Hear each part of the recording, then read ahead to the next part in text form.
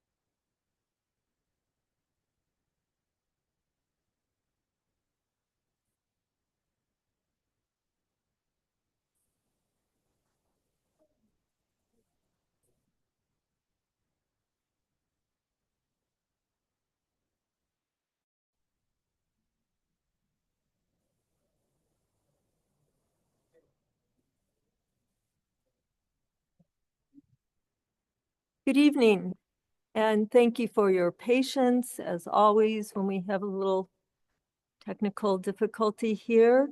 I would like to first state that we do have translation services available this evening.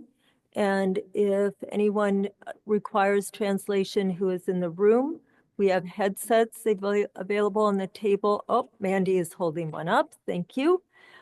Just let her know and she will get you set up. If anyone online requires translation, please press the little globe, the circle at the bottom of your screen, and we will provide that for you. And now I will ask that that be translated. Buenas tardes. Buenas tardes y bienvenidos. Perdón el retraso. Esta junta va a tener interpretación simultánea al español. Si necesitan accesar, ya saben, en línea, presionen el globo terráqueo en la parte inferior. Y si están de manera presencial, los audífonos los tiene la señorita Mandy. Gracias. Thank you. Thanks very much. Right. The board met in closed session immediately prior to open session, and we discussed anticipated litigation and personnel matters. At this time, I'm going to read a statement to present after that closed session meeting. The San Luis Coastal Unified School District Board of Trustees received the decision from the Commission on Professional Competence, or CPC, regarding former San Luis Obispo High School teacher Jeffrey Brandau's appeal of his termination. The CPC is the body assigned with reviewing whether a teacher's termination was valid or not, if the teacher challenges their termination. The CPC upheld the district's decision to terminate Brandau's employment. In addition, the CPC's decision reinforced that the district's actions were correct and that our administrators acted ethically and honestly when presented with Brandau's misconduct. In particular, the board wants to recognize the hard work and dedication of San Luis Obispo High School Principal Roland Dickinson, Assistant Principal Desiree Dellinger, and former Principal Leslie O'Connor. The investigation began in October 2022 following an anonymous report that Brandau had engaged in inappropriate communications with a student. Administrators responded immediately, speaking with the student and their family as well as with Brandau. The decision clearly shows that the district's investigation was impeded when the family elected not to cooperate with the district. However, administrators continued to investigate after receiving additional reports of misconduct between Brandau and others. Following the district's investigation, the district terminated Brandau's employment in August of 2023. Mr. Brandau appealed. The decision was the result of that appeal. Among its findings, the decision concluded that the district was correct that Brandau is unfit to teach. Throughout this process, some community members and local media have been critical of a perceived lack of transparency on the district's part. In truth, there were times when district officials and the school board shared this frustration and wanted to provide information in order to ease community members' concerns and show that administrators were handling the matter appropriately and as swiftly as circumstances allowed. However, the district could not publicize details of the matter while it was ongoing, so as to protect the integrity of both its own investigation and the CPC's review. In particular, administrators Dickinson, Dellinger, and O'Connor have been the subject of specific criticism both in the media and in public comments at SLCUSD board meetings. However, the CPC decision highlights how these three administrators worked diligently to investigate the initial reports of Brandau's misconduct, persevered despite some students and family members' reticence to speak to the accusations, and sought information and testimony from additional affected students when further reports of misconduct came to light. It is clear that from the decision that Dickinson, Dellinger, and O'Connor deserve the district's thanks and praise for handling the matter with veracity, sensitivity, and dedication throughout. Following the Commission for Professional Competence's decision, the district has terminated Brandau's employment, and this will be reported to the California Commission on Teacher Credentialing. At this time, I would ask if we have consensus on the order of business this evening. Everyone good? Okay. So now we move on to our student representatives. And we have with us this evening, Leo. Thank you. Would you like to go first this evening? And then we'll move on down the row. All right. Is this on? Okay, good. Hi, I'm filling in for Linda, first and foremost. I'm the vice president of SLO High School's ASB. And yeah, this is our lovely, lovely message. First of all, first thing that happened recently was we had a new student lunch at SLO High. Every year, tradition is we welcome all the new students to SLO High School, be they coming from outside the district, coming from just moving here, or like new to SLO High School in general, foreign exchange students. We hold a student lunch for them. We give them pizza. ASB students, we talk with them. We make friends, build connections, and help students break into a new high school, which we know can be a very difficult transition. It was very successful. We had dozens of people show up, and we all had a great time. So yeah, worth reporting. Additionally, we also had Club Rush last Wednesday. We have over 65 clubs at SLO High School, all student run, and we were able to have a pretty good. Personally, from my experience, I was running a club there, and we got 50 people to sign up. So we had great success for getting kids to be involved in all of our clubs. Again, we have 65, quite a great number, and they were all there on Tiger Lane, all stretched out. Yeah, so that was fun. Additionally, we had our 24-hour musical, yearly tradition. Our theme this year was Greece. We put it on in 24 hours. I attended the show. It was fantastic. And props go out to everyone who auditioned. There was 45 people in the play. By our lovely theater director, Miss Eben. She's fantastic. And yeah, we had a full house, sold out, 260 people. It was a great event. Additionally, we had a beach cleanup last Sunday, I believe, from 11 o'clock to 12. This is, again, a yearly thing. We have a couple or three a year. It's a fun joke. We print different colored T-shirts every year to give different students as like collectible items. We got a lot of people to show up. We collected 50 pounds of trash total from Pismo Beach. Yeah, and it was a lot of fun. I didn't go to this one. I didn't have time. I slept in a bit late. But it was really successful. We have two fantastic sustainability and community service commissioners, Lauren Foy, who's at the top and in that image, and then Cassius Dowler. They're fantastic.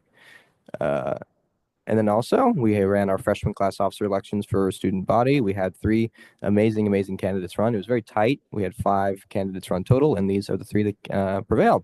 We're very happy to have them on our team.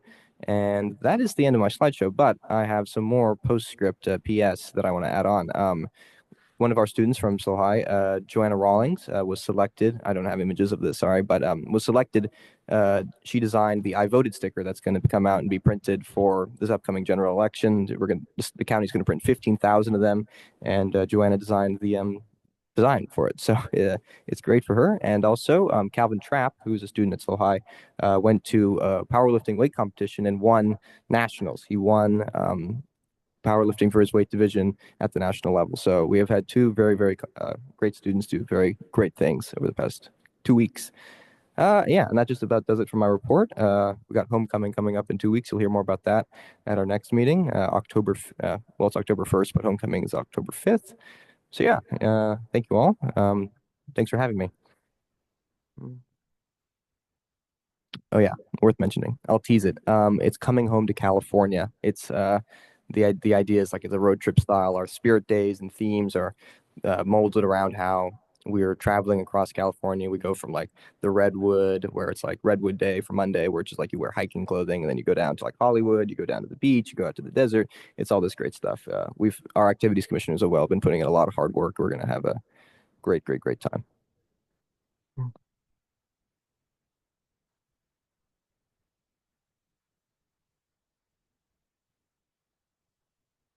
Hello, everybody. It's great to be back. It's great to see all of you. So for this past week, since the last time we saw you, we've had a few things going on. The first thing we had going on was Wellness Week. That was last week.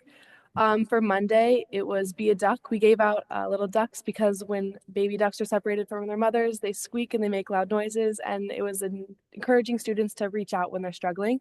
We had Be a Positive Potato, just giving out little things to like encourage students to have a good week and be happy along the day. And then Be a Light was be a shining light around you. And we like gave out candy to give to friends and students around you. be you and be kind, to encourage students to be more themselves and to enjoy their days, and then be a lifeguard to, again, encourage students to reach out to those around you. And it was a great week. We had so much engagement, and honestly, I think our campus needs more of that. And it was so exciting to have all of our students involved. Thank you again for having us back. So next on our agenda is some academics that have been going on within our school. As you can see, our first thing on the topic of academics is that bright, beautiful young man in the middle there. His name is Orion Ray, if you don't know him. And we were on to highlight Orion as he has been named a semifinalist for the National Merit Scholarship Program. National Merit Scholarships semifinalists are selected annually based on high scores from over 1.3 million PSAT tests conducted nationwide. Only 2 other students in San Luis Obispo County earned this prestigious I cannot speak. I apologize. Designation. So we wanted to put a big spotlight on him and congratulate him for all his hard work. Next up, those images on the left is our biology classes who partnered with Dr. James Lindholm, who is an MBHS alumni and head of the marine biology department at CSU Monterey Bay. And they were partnering together to collect species data from VR video that he and his researchers collected from North Monastery Beach in Carmel. Students viewed the dive VR videos and then carefully recorded the species and details they encountered on a spreadsheet. And the classes will get to share that information with the CSUMB classes. And next on the right, on Wednesday, September 11th, Morro Bay Police Chief Amy Watkins came to speak to the Intro to Law class. Chief Watkins brought a passion for law enforcement and a wealth of experience. And another thing to add on about Orion is he is also the founder of the Peer Tutoring Club at the high school, which is a club that essentially is just free tutoring that helps anybody that's struggling with the topic in any classes. And they meet multiple times a week to ensure that everyone is getting the help that they deserve. And then, I have to do it next. So next, we want to highlight some of our sports team. Just a few items to share from last week. Girls tennis won their match versus Mission College Prep. Football defeated Golden Valley High School. Girls volleyball suffered a close loss going to 5 games versus Napomo High School, but the team is seeing a lot of growth and excited for league play. And this past Saturday, the Morro Bay cross country team hosted its first the Morro Bay Invitational Cross Country Meet. The first was held in 1980, and it was started by Carrie Norelli, a longtime MBHS teacher and coach. She was the key to the success of the tournament at the school. And in 1990, one of his student athletes, Jennifer Frere, became the first cross-country individual state champion for Morro Bay. It is an immense honor that she is now one of our amazing teachers and that she is the coach of our cross-country team. Carrie Norelli was there serving as the starter this past Saturday for this year's iteration of the Morro Bay Invitational. And there were over 1,700 student athletes that competed at this year's Morro Bay Invitational. Today was also the golf team's, both boys and girls, scholarship fundraiser. This was a partnership between the high school and the Morro Bay Golf Course men and women's clubs. The fundraiser was a scramble tournament that led to a lot of community donations for scholarships for our graduating seniors this year. Lots of money was raised and a lot of community connections were grown through that. So the golf teams would like to send out a special thank you to those who participated. And that about does it for our sports this week. Okay, for ASB, our campus has started a new program called Peer Mentoring. It is a program for new students, whether transfer or foreign exchange, to introduce them to our campus and give them some friends along the way. It's amazing. Nate and I are both involved in it, and I've honestly found lots of connections through it and met so many kids that I don't feel like I would have met without it. Our student section at our last 2 football games have been amazing. You can see in the top left, that is our student section. Very excited for the whole game. They're full of excited Morro Bay students. On September 6th, our theme was USA, and on September 13th, our theme was Tropical Turndown. It was amazing games both times. Our next home game is Friday, and it's going to be a Prior Blue Out. We're all super excited because not only is it our community night, it is also our game against Slow High. So it's going to be amazing, and I'm very excited. Thank you so much. Thank you for listening to Morro Bay talk about what we've been up to, and it's great to see you guys. Thanks. And it's great to be out here on the coast. Thank you for making the trek, and Leo and you are closer to home this week. We know that you are busy and have other commitments and homecoming to prepare for, and all kinds of other things going on. So you are always welcome to stay, but we understand if you need to carry on with your other commitments. So thanks again for filling us in.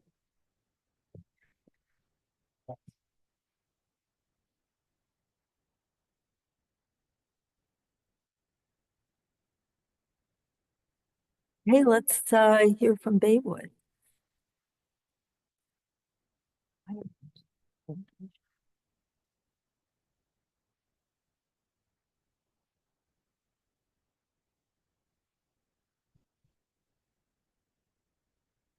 Just going to wait a moment for our presentation to be pulled up. Awesome. Thanks so much for having us here tonight. I'm Kirsten May, principal at Baywood Elementary, proud principal. We've got our two student senators here as well. I'll introduce them in just a moment. We're always happy to come and share about all the wonderful things that are happening at Baywood. We had a PTA president create a wonderful video kind of highlighting everything we did last year, kind of get the kids pumped for a lot of the same events this year, really focusing on student learning and achievement, continuing our strong culture at Baywood. And of course, one of the really special things about Baywood is our community partnerships, especially with our PTA. So without further ado, we'll watch this video and then we'll hear from our real stars, our students.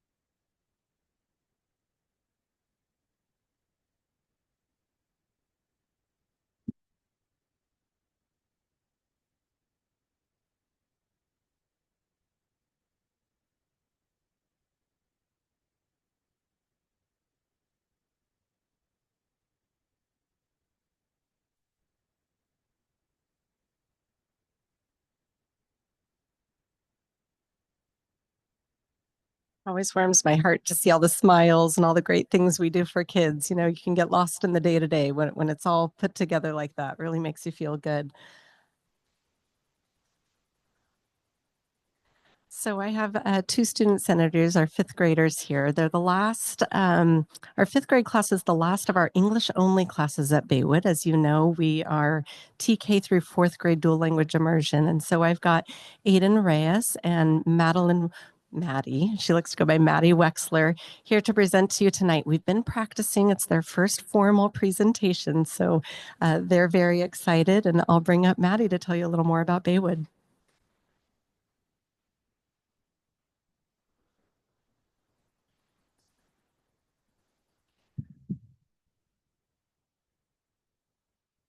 Hello, I'm Maddie, and I've been at Baywood since kindergarten. I'm proud to be student senator because I like to help improve myself and help improve others if they are interested. And I also like to be part of helping the world become a better place. My leadership experience last year taught me to feel brave and know that I am respected. I want to share with you a few reasons why it is great to be a Baywood Bear. To start off, I want to talk about our caring teachers and staff. The teachers and staff don't only look for great behaviors and great grades, they look for students who are showing improvement. At Baywood, most of the students are learning in 2 languages. Baywood is in its 5th year of dual language implementation. Learning in 2 languages can be challenging, but Baywood is great at solving problems, and students and staff are doing an awesome job. Our 5th graders are still learning only in English, but we have opportunities to learn Spanish during Spanish Club at lunchtime. Even with our TK 4th graders in a DLI program, us 5th graders still feel attached to Baywood and an important piece of the puzzle. At Baywood, we have a very involved PTA. Our PTA helps us by collecting donations for field trips and assemblies, and they put on cool events like Trunk or Treat, Dia de los Muertos, Book Fair, and our school carnival in the spring. Right now, we have Raise Grace. It was cool to slime our principal last year, and this year we were trying to duct tape her to a wall. Baywood has a lot of diversity and is great at inclusion. One thing that makes Baywood unique and special is that everyone is accepting. We have a lot of students from different cultures, and students at Baywood are proud to show who they are. The adults make us feel comfortable and safe. If students have a problem, adults are there to help us solve what that issue is. One thing I really like about Baywood is that our principal gives us a pencil on our birthday.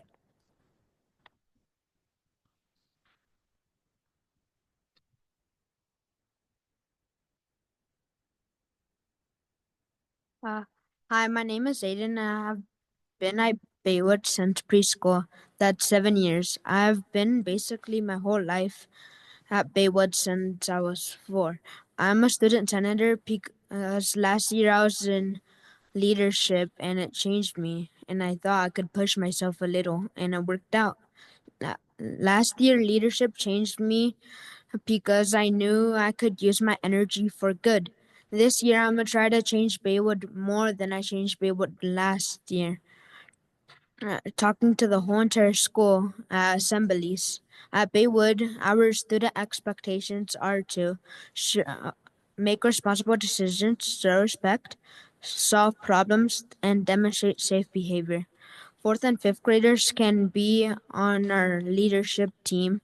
As leadership team members, we are responsible for modeling the expectations to our peers. We have different opportunities to be involved on student leadership. Our core leadership has 18 members. We have focused on making decisions about our school, and later this year we will look at our youth truth data. Last year, based on our youth truth data, we made a goal to increase the percentage amount of students who feel belong, increasing the student leadership roles on campus. This year, we had 62 4th and 5th graders apply for leadership positions, and we found a way to include them with different responsibilities. We have our school culture team working with Miss Creighton, our counselor, and Miss Dixon, our EL teacher, working on Spirit Days and Spirit Weeks. Our school team provides us Peace Patrol for our primary students, monitoring the transition areas with slow signs, managing our equipment checkout. As 5th graders, we get to lead bear hug assemblies for the first time later this month.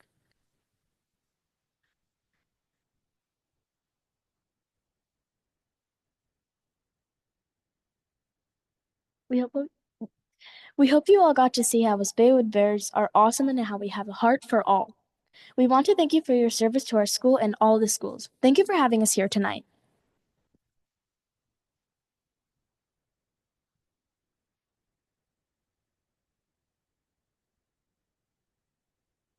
Muchas Yeah. gracias, ositos. Do you have any questions? Yeah.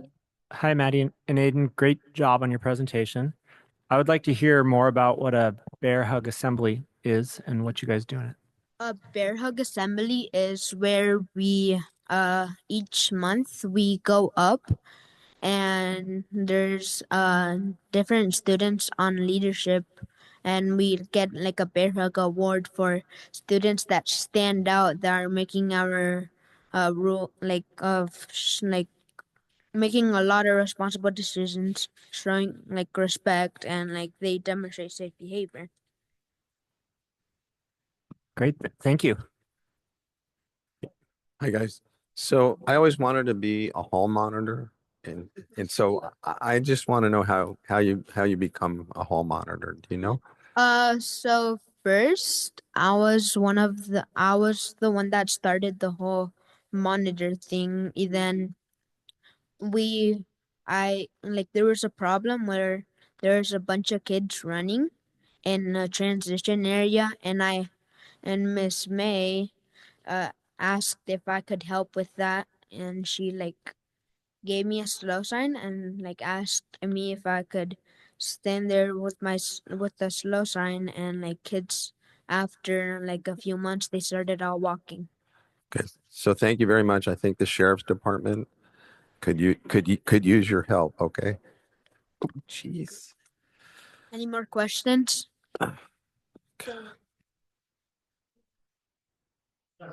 Again, thank you so much.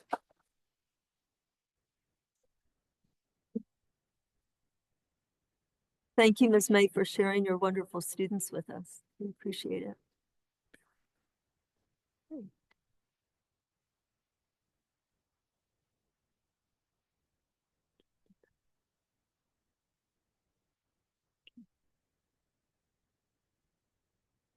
Okay, We can take a break if the students wanted to go home with their families at this time. yeah, we'll let.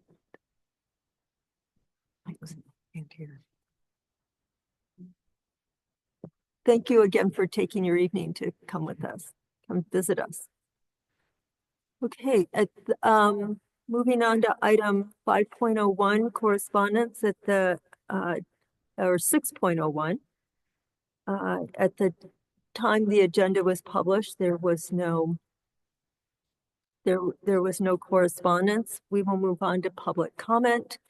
I'll remind folks that this is the time for people to address the board on items of interest to the board and the district. There are yellow sheets on top of a shelf towards the back of the room. If anyone wishes to address the board, we'd appreciate it if you would fill out a yellow sheet, and Mr. Pinkerton will collect that. He seems to enjoy doing that, and we'll bring those forward. If anyone addressing the board will have 3 minutes in which to do so. If translation services are required, there will be an additional 3 minutes to accommodate that. We will have people who are present at the meeting be allowed to speak first, and then we will go on to those who may be joining us on Zoom. We'll have an opportunity to use 3 minutes. We monitor the 3 minutes carefully. There is a screen. I don't know what that. Oh, there's the 3 minutes will show up on the screen. Let's turn off. And so you can keep track of your timing. So at this time, Mrs. Roger will announce our speakers in the order in which they've been received. And if someone wants to address us on an agenda topic, you can either wait until that topic appears on the agenda, or you can do that now. It's up to you. Okay, I have 2 requests to speak. First, Jackie Lowe, followed by Lucas Lowe.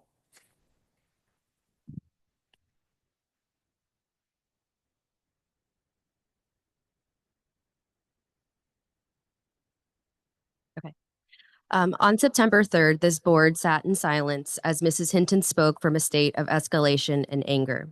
In an effort to erase my voice and place as an equal partner in this educational program, Mrs. Hinton stated that she wanted to go on the record to defend the academic efforts of this district against me.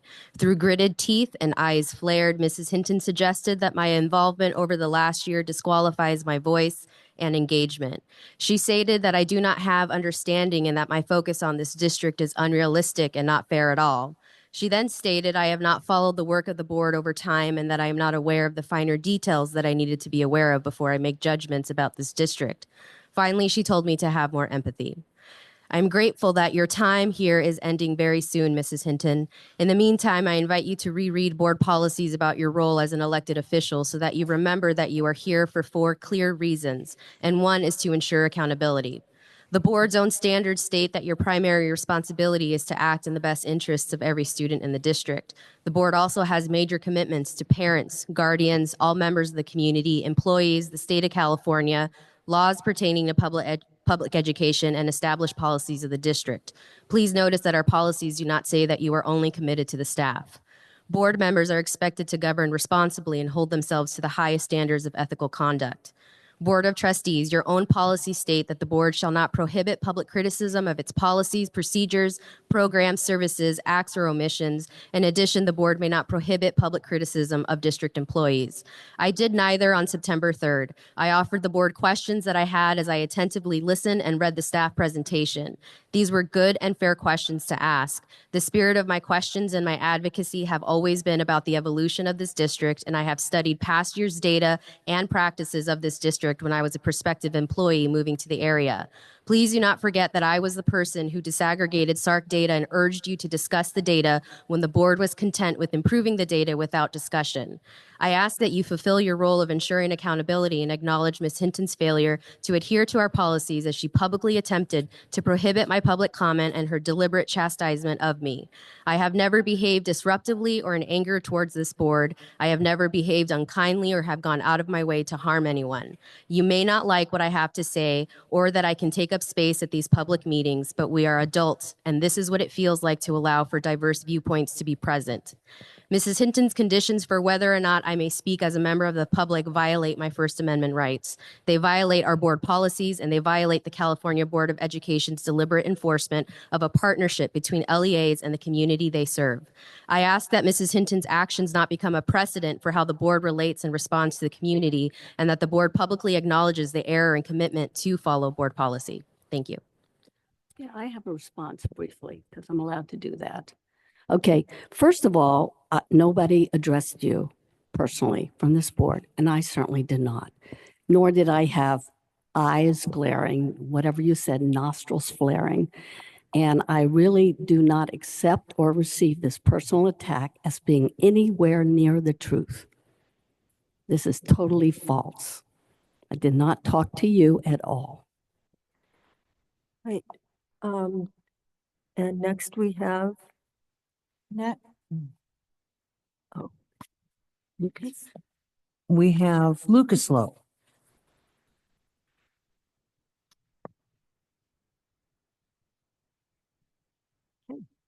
Hello, I'm Lucas Lowe. Dr. Lowe is my mother. She introduced herself to this board in October of 2023 as an educator, an advocate, a researcher, and as a parent.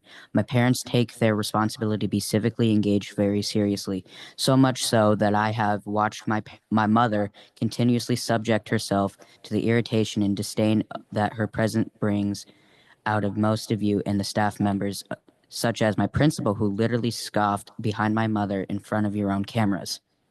Nevertheless, my mother is teaching me and anyone who watches that we belong here along with any community members because this is a place of public agency. It is so hard for me to see my mother It is so hard for me to see my mom minimized and know that you don't want her to be here. But she has told me that it is good for our family to be here, for any family to be here. My mom has taught me that it is good for us to use our voices. So when you sit there at that table, remember that you serve real people with real feelings, real needs, and real hopes and dreams. Your words, your decisions, your votes have real consequences. When you forfeit your ability to think critically, you risk further harming families, teachers, and students. The community expects you to remember that this space does not belong to the board, to Dr. Prater and his cabinet, to the district office, or to the individual states. The Board of Trustees are here to serve the community. I urge you to reflect on why you are taking up space in these seats. Your seat represents a significant responsibility in this community and has a deep impact on the lives of real people. Thank you.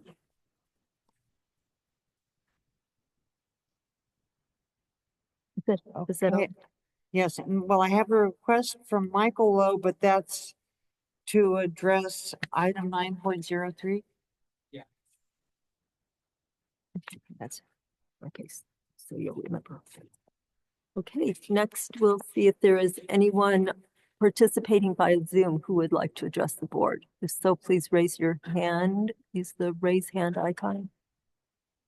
I would like to. This is Amber Wilkerson. Oh. Okay. I just want to check with Ms. Dawson to, okay, all right. Thank you. And let's get the 3 minutes up and then you can begin. All right, there you go. Start my video.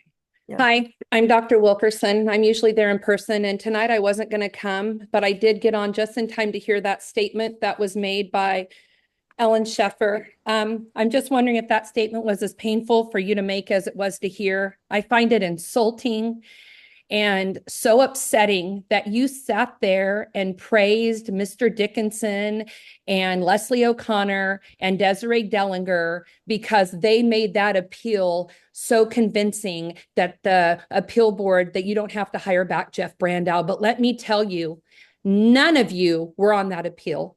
I sat behind my daughter when she gave over 3.5 hours of testimony to that appeal board. When she had to be on Zoom with Jeff Brandow and had to put a sticky note over his face so she didn't have to look at him. This board is as disgusting as he is. If you think you can sit there and praise those three people, I'll just reflect for a community that might not know. You were told about Jeff Brandow 10 years ago. You kept him on staff. You let him coach. There is evidence. You found out in October what he was doing to my daughter. You kept him on campus until March. From October to March, I know through parent testimony and through my attorneys that 3 or 4 other families came forward with similar testimonies. But you're going to sit there and tell me that these administrators acted in such a regard for our children. I am happy to know that that appeal statement is now going to be able to be evidence for my daughter's attorneys because we are no longer on the same side. My daughter's attorneys worked with the district to have my daughter help testify so that Mr. Brandow did not get his job back. But I am here to tell you, we are not on the same side anymore. When we head into depositions and to litigation and to mediation in January, I hope that everything we know on this side of it comes out. Because how you guys can sit there and make that statement and how Mr. Dickinson and Mr. O'Connor and Miss Dellinger can sit there and hold their heads high. You did not protect children. You gaslighted. How you sit there and praise these people. The people you should be praising are the young ladies who testified to that board, who for a whole year, got chastised and punished because they came forward. When nobody else believed them, when they came home to their families, you guys sit there and act like you did something spectacular by not getting Jeff Brandow his job back. No, you guys hid a predator for 10 years, and had we not come forward, he would have been hid for another decade. Shame on you. Thank you. Ms. Dawson, is there anyone else on Zoom? Okay, that concludes public comment. Next we have our superintendent's updates.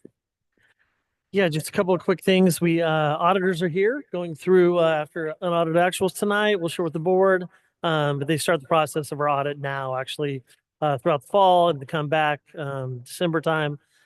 Just going through it, basically all of the calculations and laws and everything else that ties into the budget. So they're working through that right now with staff. I have been going around to the PTAs in the city of San Luis Obispo and talking about the boundary changes potential and those discussions. So far, like not a lot of comments back. I mean, in terms of talking with people and going through it, I think most people pretty much understand. Yep, they get it. They understand kind of the process of that, and so I still have 3 more sites. I'll be at Sunshine Elementary School tomorrow night at the PTA meeting, and I'll continue those conversations. We'll be coming back to the board in October to kind of share all, if I get anything else, share that with the board and review those those potential changes again. Thank you. Right. Educational Services, Ms. Yamashita. Good evening, board. It is so exciting to be about 4 weeks into the school year, and we are running at full capacity. We had a fantastic joint principal meeting this morning. I also got to participate representing our school district in the Leadership Slow Education Day. I was on a panel with a member from Paso Unified School District and Santa Maria Bonita Unified School District, speaking about issues in education. I got to attend and celebrate the 9/11 ceremony. I know Ms. Hinton, you were there. Dr. Prater got to speak. We had our students from Slow High and Laguna singing. It was a speaker, from Laguna, did a poem. It was a beautiful morning. Also, site visits at many of our schools. I got to attend the Common Ground Advisory Task Force last week to kind of share with them some of the equity actions that we're taking that I'll be doing a further presentation on later tonight. And we kicked off our Leading Equitable Schools training with the Center for Educational Leadership. So that was 2 full days with school teams, including principals, counselors, teacher leaders, and a classified staff member from Slow High, Morro Bay High, Laguna Middle School, and Los Osos Middle School, and had a fantastic time with Joanna, but you'll hear more later. And I met with our board policy subcommittee as we keep trekking along, trying to update and stay compliant with all the regulations. Thank you. All right, Measure C update, Mr. Pinkerton. Yeah, it's always a reminder. It seems like this year, especially from Measure C standpoint, like we've been doing so much. It feels like it's January, February, but it's only September. So just a lot of projects going, getting ready to, proceeding types of things, DSA coming out, construction starting, all those things. So a lot happening. On Monday, we had I think a successful CBOC meeting with our Citizens Bond Oversight Committee. All the project managers, kind of like they did with the board, reviewed all the projects, updated, shared photos. Had some great conversation with the CBOC members and some good questions, good responses back and forth. So that was nice to have, and it's really good group that we have there. So the 7 members. So again, 3 from the coast, 4 from the city of San Luis Obispo. Reviewed the expenditures from last year as well as the project estimates that we'll be reviewing with the board at the next study session. Thank you. All right, next on the agenda, item 8.01, we have a couple of resolutions this evening. The first one is about our very exciting GAN limit calculations. Everyone will be on the edge of their seat, I'm sure. Mr. Pinkerton. Yes, for 14 years, I've tried to explain what the GAN limit is. And every year, the board members always ask me, what's the GAN limit? What is this thing? So I'm going to just kind of nutshell it a little bit. But basically, there must have been a Republican legislature back in 1979 that wanted to set a limit on how much we spend, how much the government spends. They looked at that aspect as well as kind of the revenues of the state itself and developed this calculation called the GAM limit. Then we must have had a Democratic legislature in 1989 because then they changed the way revenue is seen. So basically, it's very difficult to ever reach that limit no matter what we spend. So tonight, the GAN limit, basically, they require us through our SACS form, through our financial software, to come up with this calculation of how much money our school district counts towards that limit. Okay. Then they take all the school districts in the state of California and they apply it to that revenue ceiling. So we've never reached that. So even if our district spent more than it was supposed to, they look at it from a state level.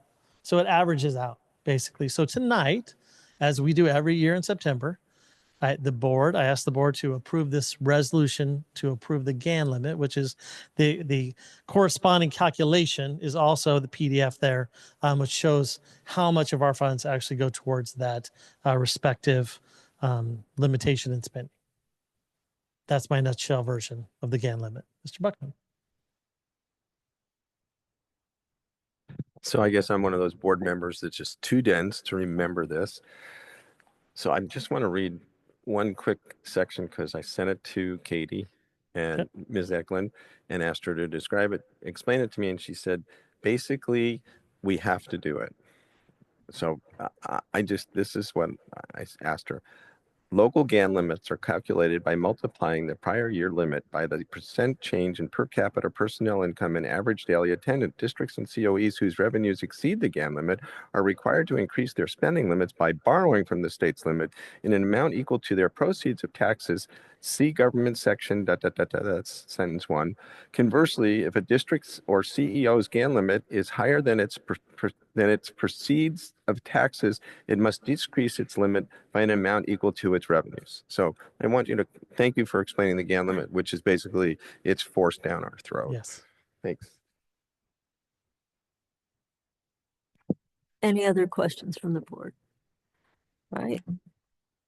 Mrs. Roger. I don't know if you intend to go to the public on a resolution. I do. It's very exciting. Okay. The GAN limit. I'm prepared to make a motion after you go to the public. Yes. Public. Is there anyone from the public who wishes to address the board on the GAN limit? Mr. Pinkerton is just ready for your questions. Anyone? No one here, no one online. All right, Mrs. Roger, back to you. I move approval of resolution number 02-2425, GAN limit calculations for 2023-24 and estimated calculations for 2024-25. I second it. All right, we have a motion by Mrs. Roger and a second by Mr. Banfield. Mrs. Roger. Yes. Mr. Banfield. Yes. Mr. Buckman. Yes. Mr. Clausen. Yes. Mrs. Hinton. Yes. Mr. Unger. Yes. And I am a yes. So, thank you. And then next we have another resolution, Dr. Prater. This one was easier to understand. Yes, so Proposition 2 is the state's latest effort in putting a facility bond for the school districts K through 14, actually, K-12, and then community colleges across California.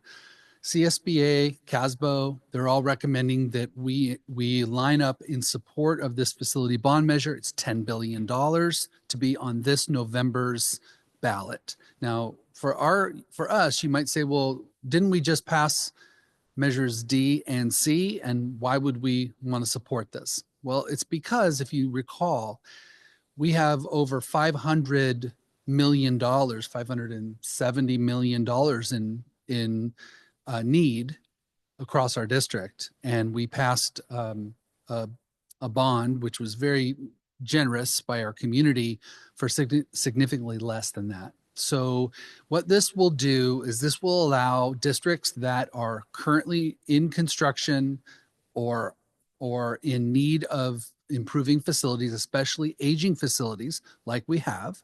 And this allows us, we're already in line. If this passes, we will likely get access to additional dollars. So that's why I'm asking you to support this, so we can move our approval onto the state of California and show our enthusiasm for it. Is there anyone from the public who would like to address us on this resolution? All right, seeing no one, we'll come back to the board. Any board questions or comments? Mr. Unger. I just want to say that not only will this benefit our school district, but it will benefit the nearly 1,000 school districts in California. And I'm hopeful that it really particularly helps smaller school districts that don't have large property tax bases, who really need the work. And I'm hopeful that the voters of California decide to approve this. I would make a motion to approve Resolution 03-2425, support of Proposition 2. I'll second that. Is there any other comment or questions from the board?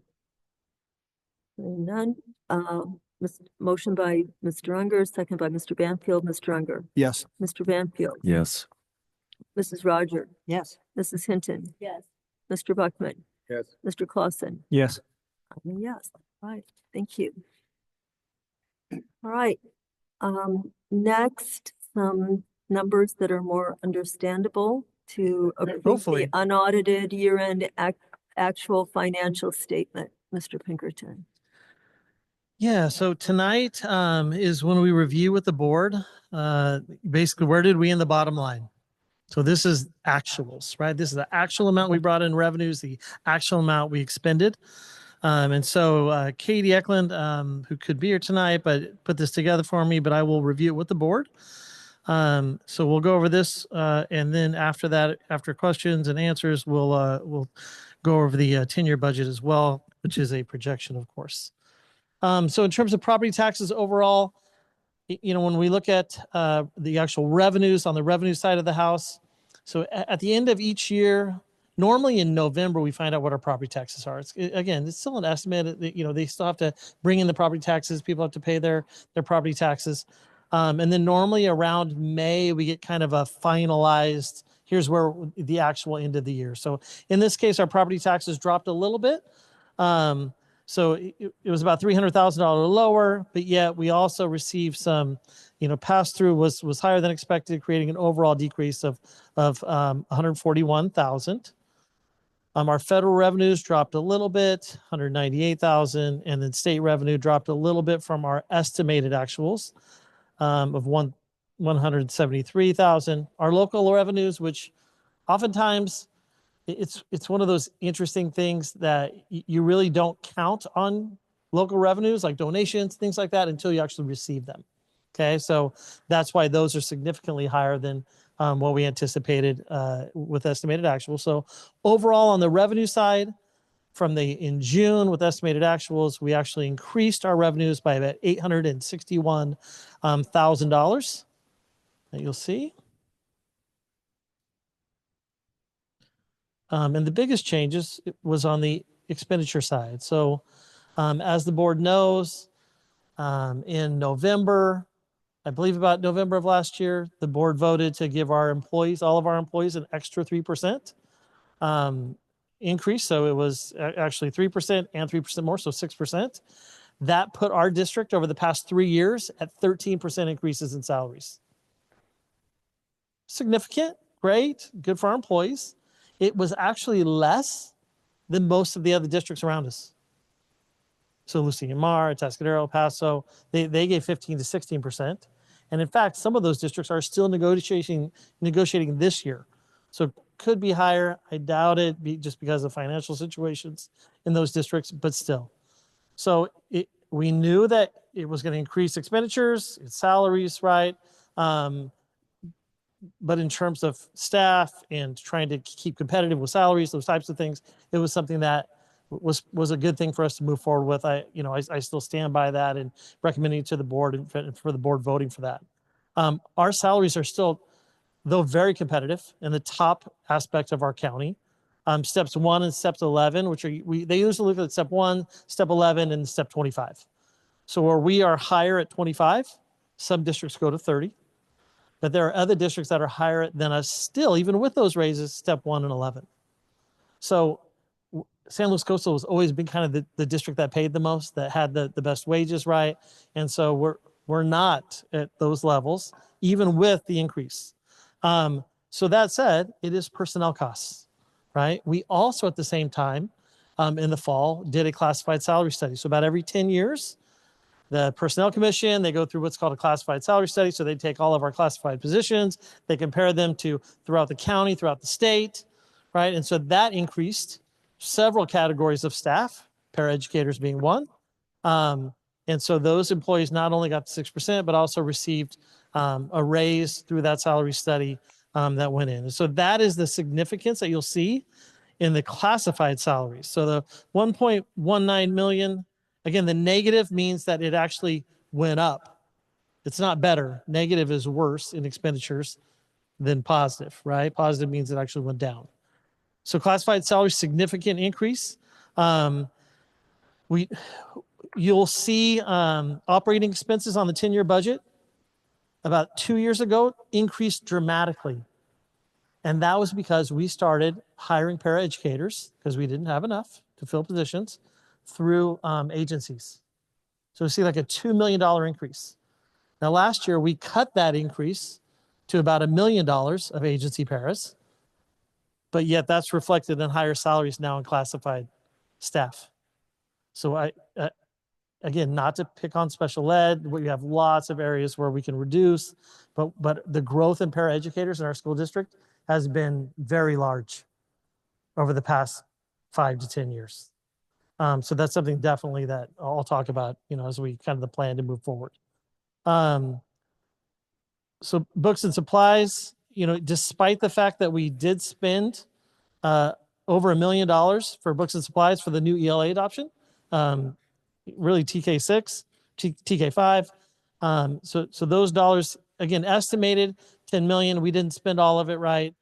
We ended up spending about 7.7 million of those. Operating expenses I talked about, they actually declined some, but what I would tell you is that just went into classified salary. Because a lot of that was, again, agency pairs that we didn't hire compared to the year prior. There's some other, kind of information there. What I would say too, legal fees were huge over the past few years. We're seeing, again, we've talked about a case specifically today that was, when you go through cases like that, they're very, very expensive from a legal standpoint. So our legal fees have jumped up significantly. That is, again, cases like that. It's all types of cases that come forward to us. And again, we have such a litigious society today that I am hopeful that decreases and that we see that go down. I do think it should drop back to the $400,000 range. I would love for it to be back down to the $1,920, $200,000 range would be great. But those are things, again, that when we look at a plan to move forward, a plan for reductions, legal fees would be one of those areas that would be nice to decline, because again, those are dollars not going to kids. As we go through, again, from the prior year, you'll see tuition, grants, those types of things. We still receive our dollars from Cayucas and Coast. So we do that every year in the spring, right? The students that do go to Coast or go from their Coast residents, they go to Morro Bay High School. We are paid for those students. All the 6th through 8th grade between Coast, Cayucas, and us, it's kind of a wash. It's really the high school students that attend Morro Bay that the district receives the most funds for. Of course, we have this year-end balance we have to do based on the county treasury, right? The dollars that are in the county treasury. We take it out in June 30th, right? We have to kind of measure it up we have to journal it basically to what the value in the treasury, and then basically the next day on July 1st, we put it back in. So though it looks like a 7.123 deficit, it's actually a 6.85 million deficit. Again, based on that journal, that's kind of relatively new thing that we've had to do for the past couple of years. So we do have a restricted fund balance of $9,862,000. There's some deferred revenues that are there, right? So they weren't spent in one year, were pushed over to the next. I did have Katie use up almost all of our one-time dollars in last year's budget. The state is starting to come up with new requirements, ways to take money back if you don't spend it. The federal government is doing the same. So best for us, just, hey, spend those, keep our general fund dollars that the board can choose how they want to spend in the future. So almost all of the one-time funds are gone. So you'll see transfers in from Fund 01.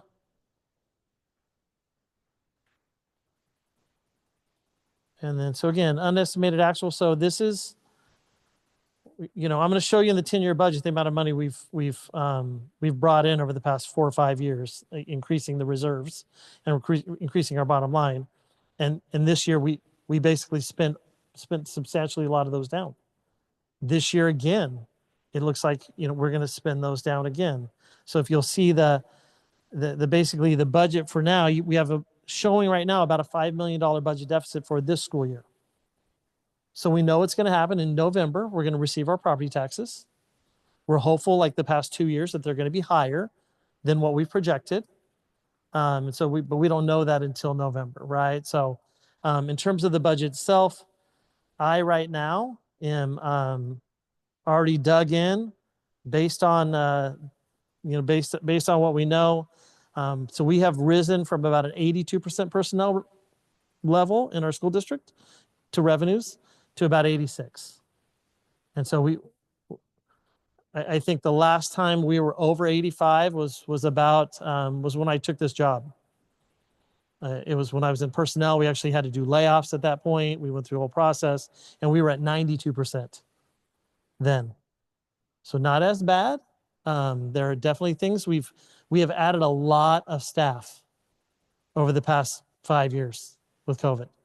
So a lot of staff in many different areas. And so those are things that when we look at the problem, we look at what we need to do to cut the deficit, it's people. It's not buying books. It's not buying a bus here or there, those types of things. It's a personnel issue, right? And significantly, as you can see, when you give raises, and it goes back to the expenditure chart, there's a huge benefit cost that goes along with those. So for teachers, upwards to 30%, for classified, 40%, right? So PERS is substantially higher, and we also pay Social Security on top of that. So then you count health benefits, everything else. So it's significant. Benefits are a significant cost going into. So again, when we look at this in the future, so my goal is to work with Dr. Prater, work with staff, share kind of, hey, here are all the things that we've added over the past 5 years, along with what they cost and what the changes are. And then the board will be able to make decisions moving forward to see. So we're going to dig into the paraeducator issue. Dr. Pachia is working with special education staff, with Janet Gould and Joyce Hanson to look at that. Again, we have to do everything that's legally responsible. We have to move forward. But that said, we can still, how are we doing? What are we doing? How are we adding positions? And what I would say the toughest part is going to be is, again, as you look at budgets, as you talk with, it's people, right? So everybody does a job that everybody cares about, that feels that affects kids, it does a good thing, that is beneficial to kids, beneficial to schools. I mean, I would agree. But at the same point, we have to bring the budget in, and we have to balance our budget. I mean, there's just absolutely there's no ifs, ands, or buts about doing that, right? So we'll know for sure in November kind of where we're at. In the meantime, I'll prepare all this information, be ready to go so that we know exactly what that number will be around November. And then we can start making decisions at that point, moving forward for the spring and into the following year. But those will not be easy discussions for the board. When I look at the tenure really quick, just to kind of highlight those things.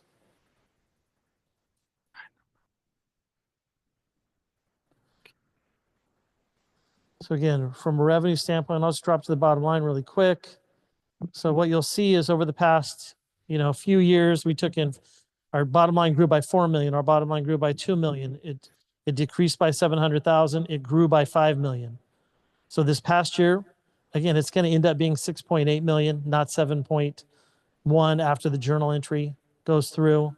But by the end of this year, we will have spent down all those extra funds that we gathered basically or gained over the past 4 years through COVID, through extra state funding, those types of things. So now's the time. Now's the time for us to kind of get back on track. What's most important to kids? What's going to make the most impact? And make those decisions. As I say this, we're entering into negotiations with all 3 unions in the spring. So those will be interesting conversations, discussions as we move forward. And again, these are actuals. So we didn't make this up. This isn't something that we're fudging or this is the actual what was spent, what was taken in over that time period. Now we know Diablo Canyon. Those funds are going to run out in a couple of years, right? So as you can see from the 10-year budget, that it becomes worse over that time. The positives that I would say is that, again, we are seeing substantial increases in revenues over the past few years. So we have conservatively projected our revenues on this, right? 3.5% to 3% in the out years. Last year was 5.8%. Those are significantly better than 3%, 3.5%. So but we don't know. We can't count on that until we actually receive those. So we'll see how that unfolds from a revenue standpoint. In November, we'll know for sure where that's at. So all of this kind of corresponds. Again, It'll correspond with the LCAP. It'll correspond with our budget discussions in the spring. And then we'll right now begin with Dr. Buccia's help, looking at any and all positions that we are currently hiring for. And do we need, are they absolutely necessary, right? Because you don't want to hire somebody and then, lay them off in 3 or 4 months, right? Those types of things. So again, we will, any position that's legal that we have to have, IEP, those types of things, of course, we're going to move forward with it and do that.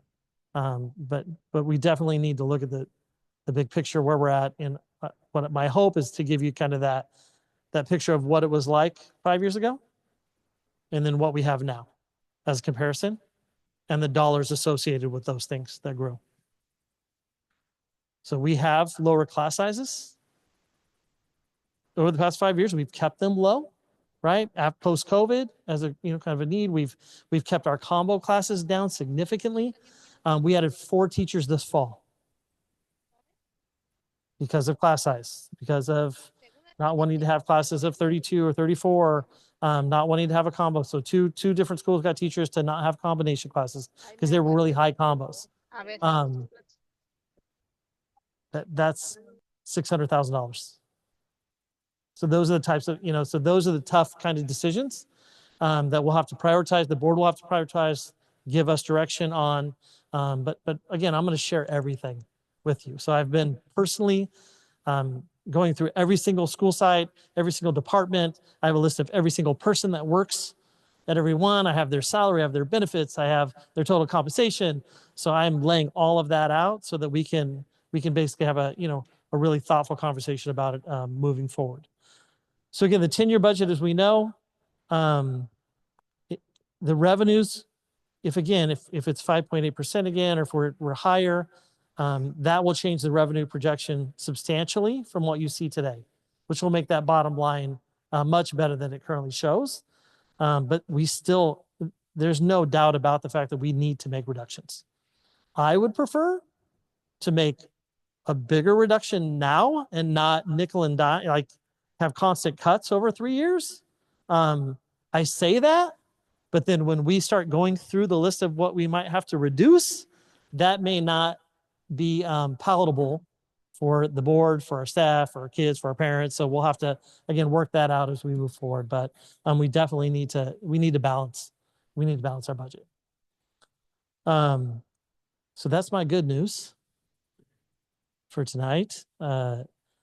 It is what it is, right? In terms of it, we knew that we added a bunch of positions with COVID. We've known that this day was coming, that we were going to have to spend down the one-time funds, and we're here. Now, basically now is the time for us to start to look at those. What are we going to do? How are we going to move forward? We have to rectify the fact that there's personnel and then there's also salaries, because I guarantee you all of our unions are going to want increases in salaries or better benefits. And they're also going to want better working conditions. And so those are things we're going to have to, again, work out over the next few years, and even into the spring, right, with our new collective bargaining. Okay. Thank you. I'm going to go to the public at this time to see if there's anyone present who wishes to comment. And it looks as though there is. Yeah. So Ryan, we're going to let Mr. Lowe approach, and we'll put the timer up, please. Right. I just wanted to, Michael Lowe, just wanted to offer the board an alternative perspective to the aspect of litigation. When I moved back to California, I was pretty alarmed by the amount of litigation that occurs. I see it in my work with the built environment and access, and a really intelligent attorney said to me, as government, we risk getting sued for anything that we do, or we could do nothing and still risk getting sued. And so it's just unfortunately part of how we live here in this state.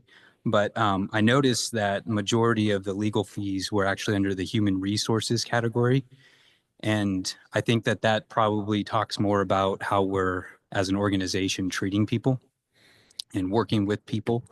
And so I would just caution the board from throwing everybody into that category of, hey, we're out, people who are out engaging in lawsuits are trying to just earn a quick buck.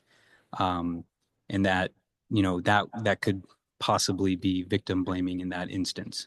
And so maybe that could just be an indication that as a system, we need to focus on how we're working with and treating people. Thanks.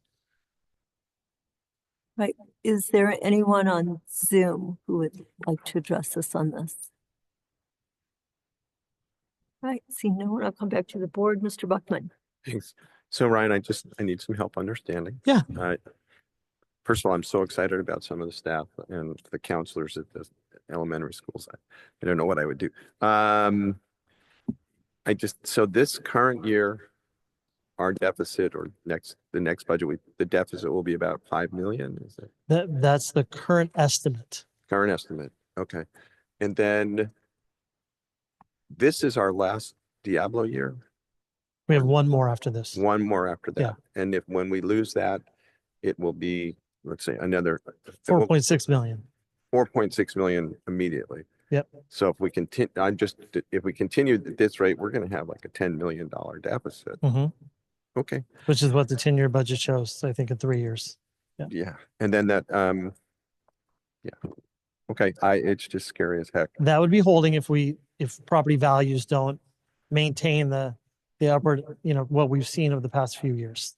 Right. And so sometimes when you hammered on us about don't use one-time money for personnel, and I'm so scared that we fell into the trap of using Diablo Yeah. money for personnel. I mean, what I would tell you is never thought about it.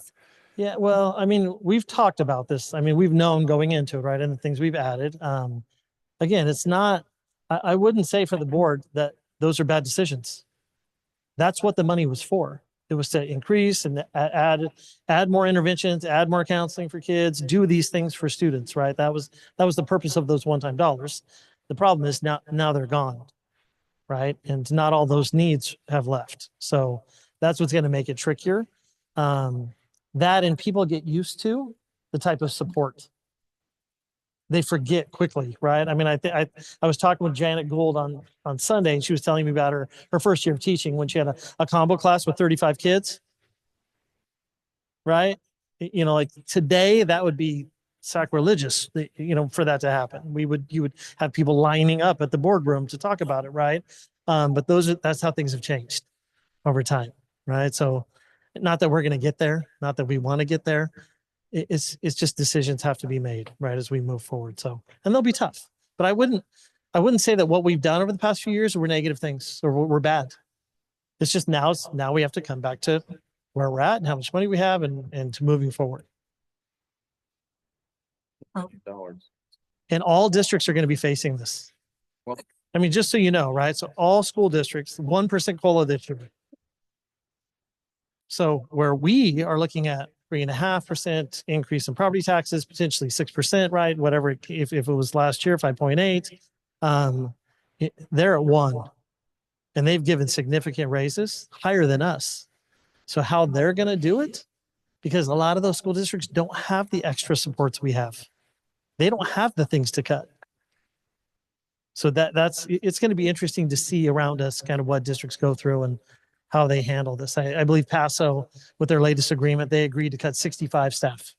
That was part of their budget agreement when they gave the last raise, was they were going to cut 65 positions. And that's crazy. Okay. Thank you.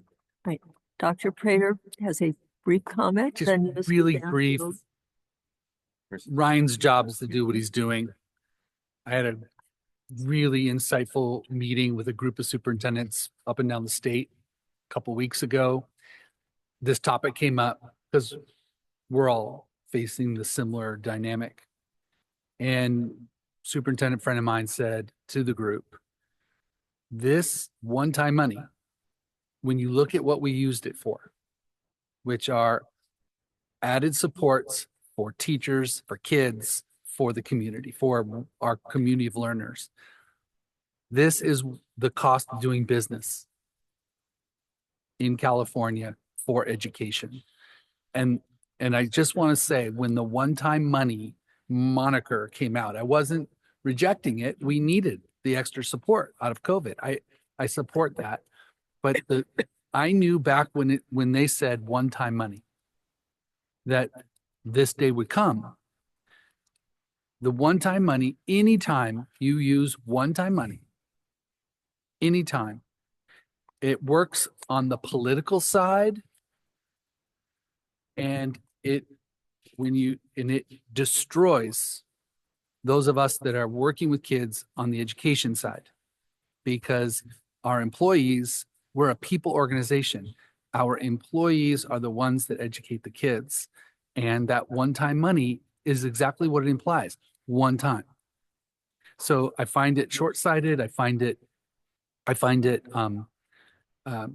politically without conscience. It solves an immediate problem, knowing full well it creates a long-term problem, and here we are. So I support what we did. I really do. That's all good. I'm looking at what we've done. I'm like, this is really Wellness fantastic. centers at both high schools. So this is why we need to really shift the conversation to advocacy and adequate funding. And that's one of those things I look forward to having a conversation with you down the road about, really seeking out additional funds. Thank you. All right, Mr. Banfield, then Mr. Unger. How much has the TK program affected our budget? So substantially, right? I mean, I think we're 3.5 million. 6, 7, 8, and probably about 10 classes now in the school district. We're going to grow even more as we add June to September next year. When you have a TK class, right? Currently, the rule is 24-1 plus an aide. So you have 2 adults to 12-1. When we add all those other dates and go year round, from September to August, basically, that number drops to 20-2.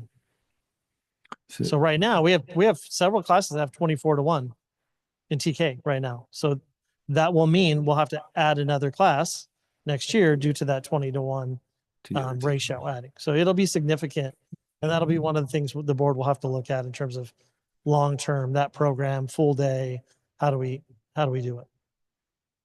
Second question, is it proposition or measure 28? Proposition 28. Now, those monies, they didn't affect adversely our budget, or did it? So again, Prop 28, that's the fine arts funds that go to school side schools. Each school chooses how they want to elect to fund those. I think 80% has to go to staffing costs. So when we look at budget reductions, when I work with the board on that, and we look at lists and we look at the things, just so the board knows, I take all of the Title I positions off the board because those are not reductions. Prop 28 funding, those positions will all be taken off the board because you can't take the Prop 28 funding and spend it on other things. No, you can't. It has to be in addition to right. What we so have. those will not be budget reductions. So anything that's Prop 28 will not be budget reductions. The things that are Title I spending that school sites decide to, that's the school site council's prerogative, how they spend those, right? Those funds. So those will be things that they won't be considered when we go forward and we look at possible reductions, which makes it even harder. Finally, not to bemoan our fate, but I agree with Dr. Prater that this one-time money, to me, it's like a double-edged sword. It does some good, but then it does terrible things. To me, it's almost an insult to education. Oh yeah, here's some money, use it one time. And they required that we spend it. Yeah. And so we had no choice. Otherwise, we just couldn't take the money. And so it was, like I said, a poison pill. But I feel that it revealed to all of us the true cost of our work, and that has been lost at a higher level. We asked you to approve Prop 2 for facilities, but there's no mention of additional relooking at Prop 98 or relooking at IDEA, which is underfunded massively and passed on to us. So there's so many inconsistencies with funding that make, while we're becoming better and better at understanding the needs What's lagging is the recognition of how to properly compensate our staff and adequately staff our schools to get the outcomes we desire. Those are my thoughts. Okay, Mr. Unger. Yeah, I just wanted to add, Dr. Prater, that this shows the underfunding of education throughout California and probably throughout the United States. This is just a demonstration of that. And it's also a demonstration of how money really does make a difference for student outcomes. And I think that, as you said, our spending this money on student outcomes, on student mental health issues, academic achievement, we have made strides. We have moved forward on that. And it's my concern that as we look at some of these things, we're going to have to unfortunately prioritize some of the programs, which brings me to, unfortunately, the conversation that I think we're going to need to be having. And I don't look forward to it, but it is a necessary conversation. And Ryan, I want to tell you that I really appreciate your bringing this forward at this point, because we know that some school districts hide these things. And then all of a sudden there's a terrible surprise. And the terrible surprise means that the state comes in and takes you over. And that's not what we want. We cannot have, we have to have careful spending.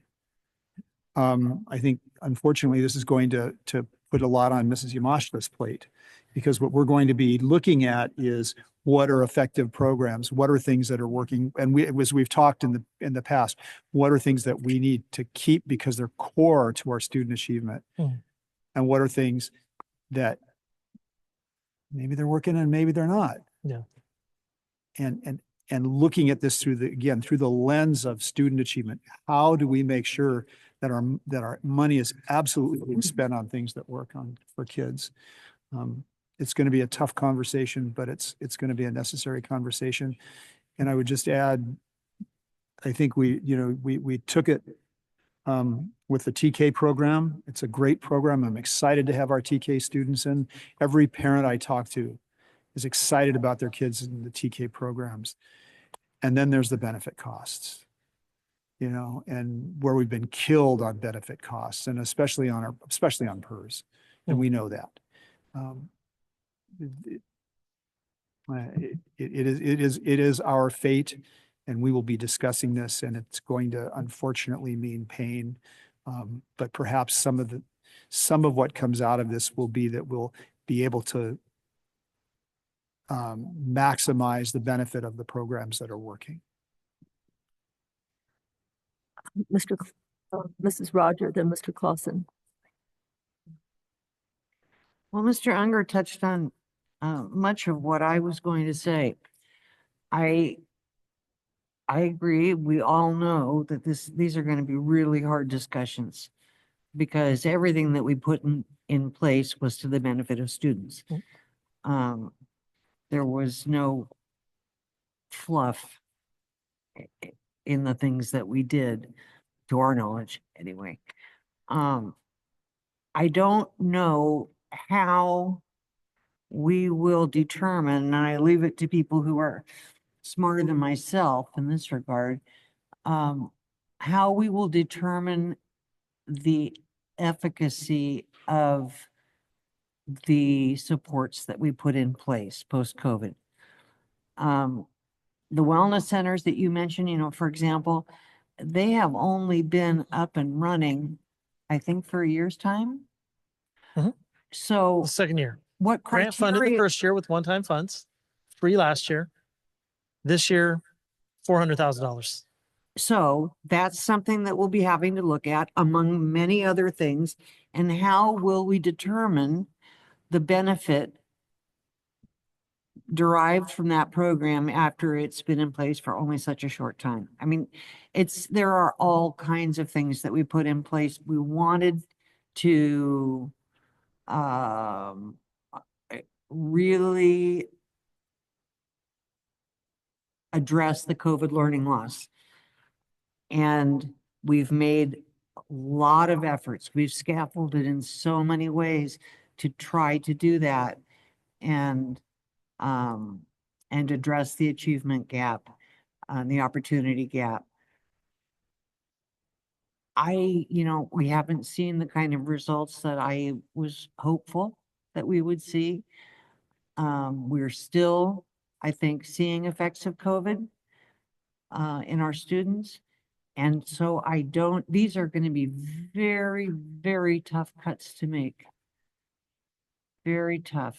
And I'm hoping that you'll be able to bring to us, or someone will be able to bring to us, really definitive information about the effectiveness of each of the supports that we put in place so that we can make some good choices. They're all bad choices, Well, but yeah, we're we'll do making our best best. choices It's that we can. again, sometimes soft data is difficult to pull those types of things out, right? What we've seen, and I mean, several of you have been on the board for 15, 20 years. So you've seen education take on more and more. Yes.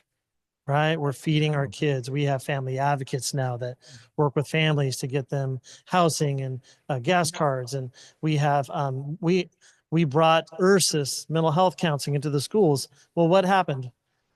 It was so good with our own people that it's like tripled in size. That's great, but that comes with a cost. Right? So those are all those types of things, right? That we're feeding kids, right? Well, we developed an All those awareness that things. we had to address the needs of the whole child. But the funding hasn't followed. But the funding hasn't for a lot of followed. those extra So items outside how the do we classroom. assess the value of elementary counseling? I've So those will be- advocated for that for years. Those will be and years. conversations we're going to But- have. It will be interesting to see how those values are assessed so that we can make good choices. Thank you. Sure. Mr. Clausen. Yeah, so my question is probably more in the ballpark of being a newer board member and how this works. And when I look at the 10-year plan, I interpret it as, we're at 22 million in cash balance now, 3 years. This away year in 3 plus the years. one after, Yep. plus the one after, we're down to one, which means we're basically at break even. So it's a 3-year path to zero, right? Yep.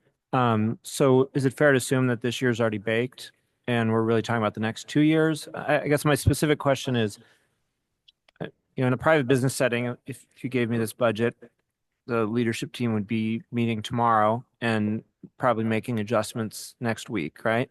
But I realize that's not our format. So I guess I'm looking for some guidance on how does this play out? You're talking about future discussions. Is that a discussion in a month, in a year?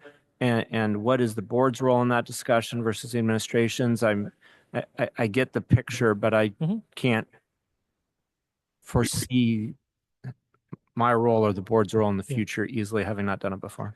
So again, it's a couple of things. Right now, I'm already working with Dr. Puccia on people. So any hires that are coming forward right now that we see, PARs, those types of things, we need to sit down as a cabinet group and analyze each one. Do we really need that position? Can we shift people around? Can we do something else? So we can right now today make changes that way. We have seen certain positions and again, I'm picking on special ed and picking on paraeducators. It has just blown up in terms of the number of people. From 130, we have 188 paraeducators right now in the school district. 188. 10 agency, 178 position control. So we had, I think, 145 in the spring. So they're hiring positions. So these are the types of things where hey, time out. Let's fill, let's check every class. Mr. Pucci, Dr. Puccia is sitting down with Janet and Joyce said, look, hey, who's filled? Where are we at? So we're having those conversations right now. So we can start having those today. But it's not like this is a new 10-year budget. I mean, this is the it's first ongoing. time that maybe it's looked Yeah, it changes quite every this time. bleak. Yeah. But it's not like you ran it and you're like, whoa. No. You've already We knew it was coming. So what's new and what's upcoming? I mean, yeah. So I think the next part, again, for me, for the board, I think it's good for you to know where were we at and what did we add over the past 5 years and how much did each of those items cost? So we have S squared MTSS site leads at each of our elementary sites except for Teach. That's $1.2 million. Those night staff. So with a new adoption, ELA adoption, getting teachers in, first best instruction, super important this year. Huge, right? For them to get in and get people working and those types of things. Now, long term, what does tier 2 look like? Is it AITs? Is it those MTSS teachers? Is it, what are those types of, what's it going to be? So that's going to be, again, like as Marilyn said and Chris said, it's going to really stress Lisa and Stephanie and Dan in terms of what are we going to narrow down our focus to. What we've preached over and over again for the past 15 years that Dr. Prater's been here, first best instruction is the most important thing we can do, right? So the new ELA adoption, TK5, TK6, huge. I would say long-term in terms of really impacting kids and from an academic standpoint, right? So again, that's only starting this year. So having the data for that ongoing is going to be difficult. I envision bringing this back to you probably November, starting this conversation. So what do you bring back? And I guess I'm going to bring you numbers. I'm going to bring you people. I'm going to give you kind of a layout of personnel expenditures, what we're currently doing. By then, we should kind of have a cut number. This is what we want to get to, right? Long term. Is your goal to get to an outcome for next year's budget? Is that, but can you yes. present that? Yes. What's the action? That you're Yeah, I would want to, whatever that deficit number is, I would want to bring our bottom line down to 0. So specifically by next, by July, well, basically by May for the board's budget approval. So between November and May, you're hoping we can have a discussion on how we bring expenses in line with revenue. Absolutely. And we'll know the property tax growth rate. We will. And you'll present cost scenarios and we'll make decisions. Is Yep. that a summary? Okay. Yeah. Now I say Thanks. that, like I started earlier today, that's going to be a difficult thing. And so whether you're able to stomach the full cut in May or whether we, hold it off a little bit type of thing, that's going to be for the board. Again, we'll go through that aspect. We'll decide, we'll see what we can do. We'll try to cut back on non-personnel items too. We'll look at all of those types of things. We're not going to have $1 million adoption again like we did, right? That was kind of a one-time thing over many years. So there'll be some ways we can reduce other parts of the budget. But what I will tell you is that it is a personnel issue, right? Mainly because we're going to go into collective bargaining with our 3 unions in the spring. So that everything that they're going to ask for is going to be personnel costs, right? So that's, those are the areas that we'll most likely focus on. But hopefully it'll be clear once you kind of see everything and where you're at. And I'll start to share that information with the board. I've been working on it every day for the past 2 weeks. Mrs. Roger? Yeah, I just wanted to say that Mr. Clausen, when he asks, how does this work? The answer really is, we're going to find out, because this board has never had to make cuts of this magnitude since I've been on the board. Dr. Prater is giving me a funny look, but we did it when I started. Yes, we did. 14 years ago? Yeah. Okay, and prior to that, it was the PG&E bankruptcy, the $10 million cuts that we had to be made before I was on the board, but I was on the budget project team. Yeah, the advisory group. So only once before in 22 years. It's been a while. So we are all going to be kind of breaking trail. Well, and what this experience is going to be like. This isn't unprecedented. It's if you've been in education in California, whether a board member or administrator, it happens. No, this is life. Yeah, it's a roller coaster in California because we've never had the courage to change the way we fund public education.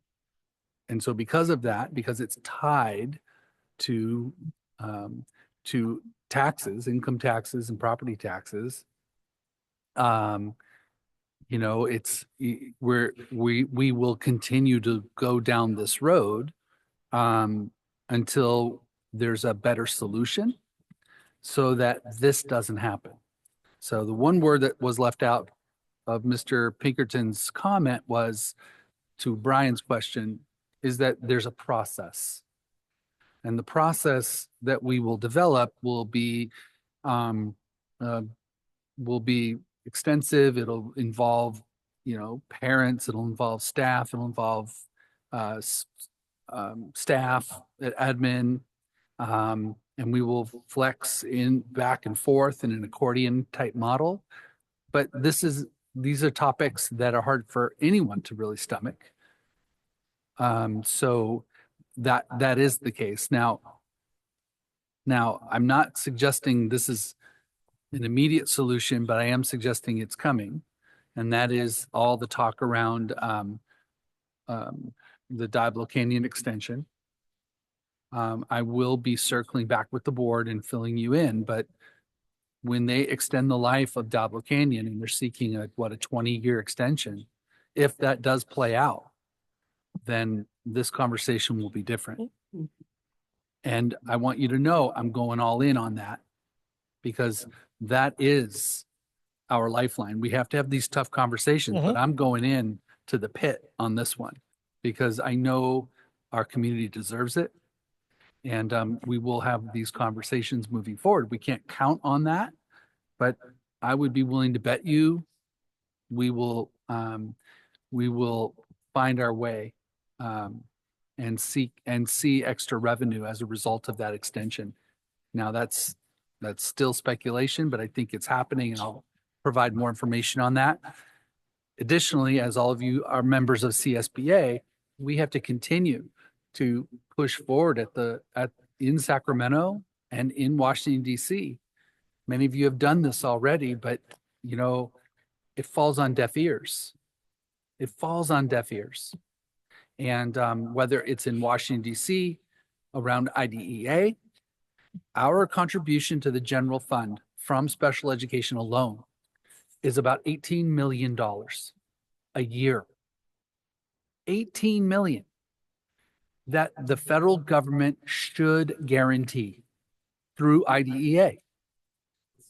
And yet they don't. Yet cottage industries of advocates are ensuring that we hold to IDEA's laws and regulations, but they failed in Washington, D.C. to fund it properly. So that's 18 million just there. In addition to what we get from the state and the feds, it's another 18 million just there. As you well know, TK funding, they chose in Sacramento not to fund our district, basic aid district.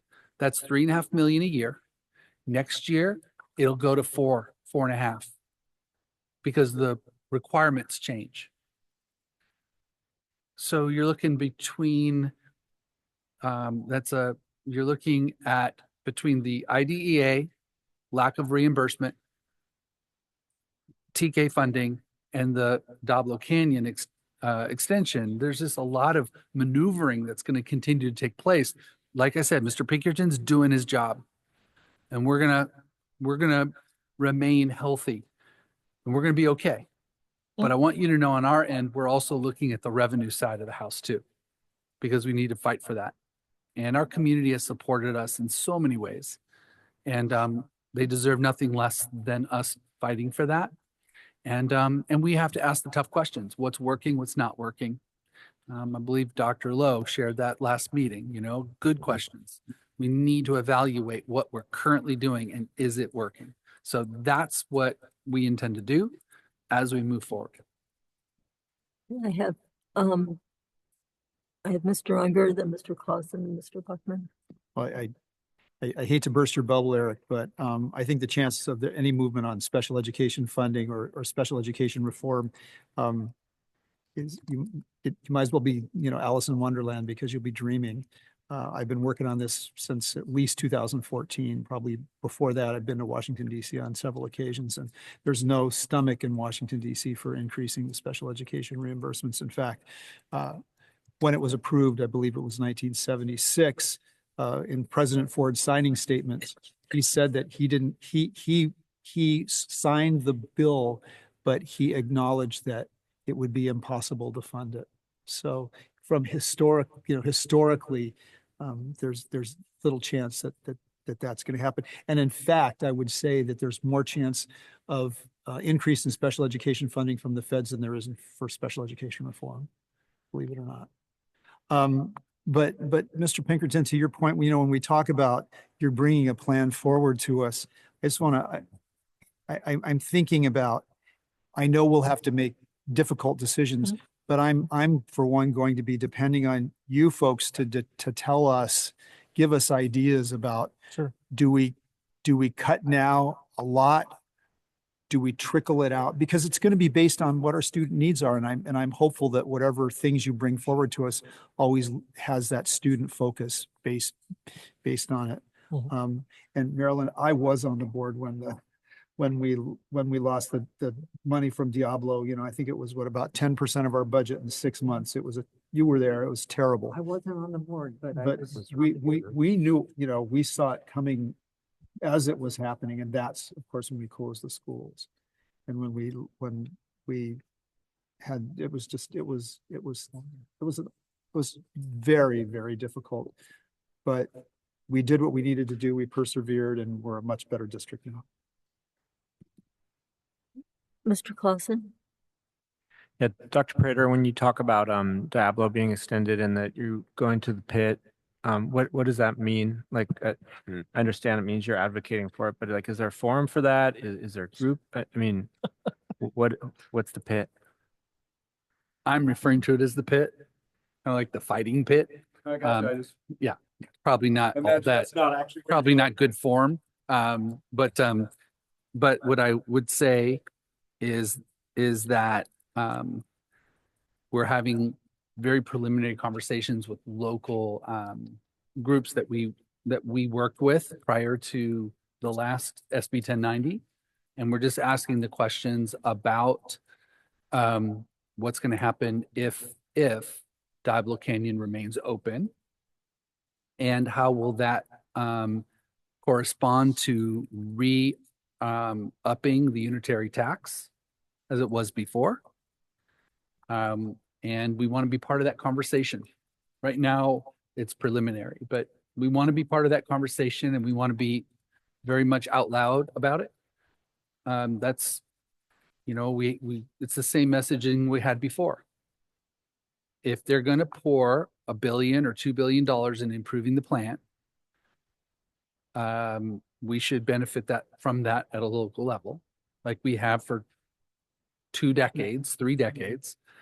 That's just common sense. And if they aren't going to keep it open, then SB 1090 was our agreement.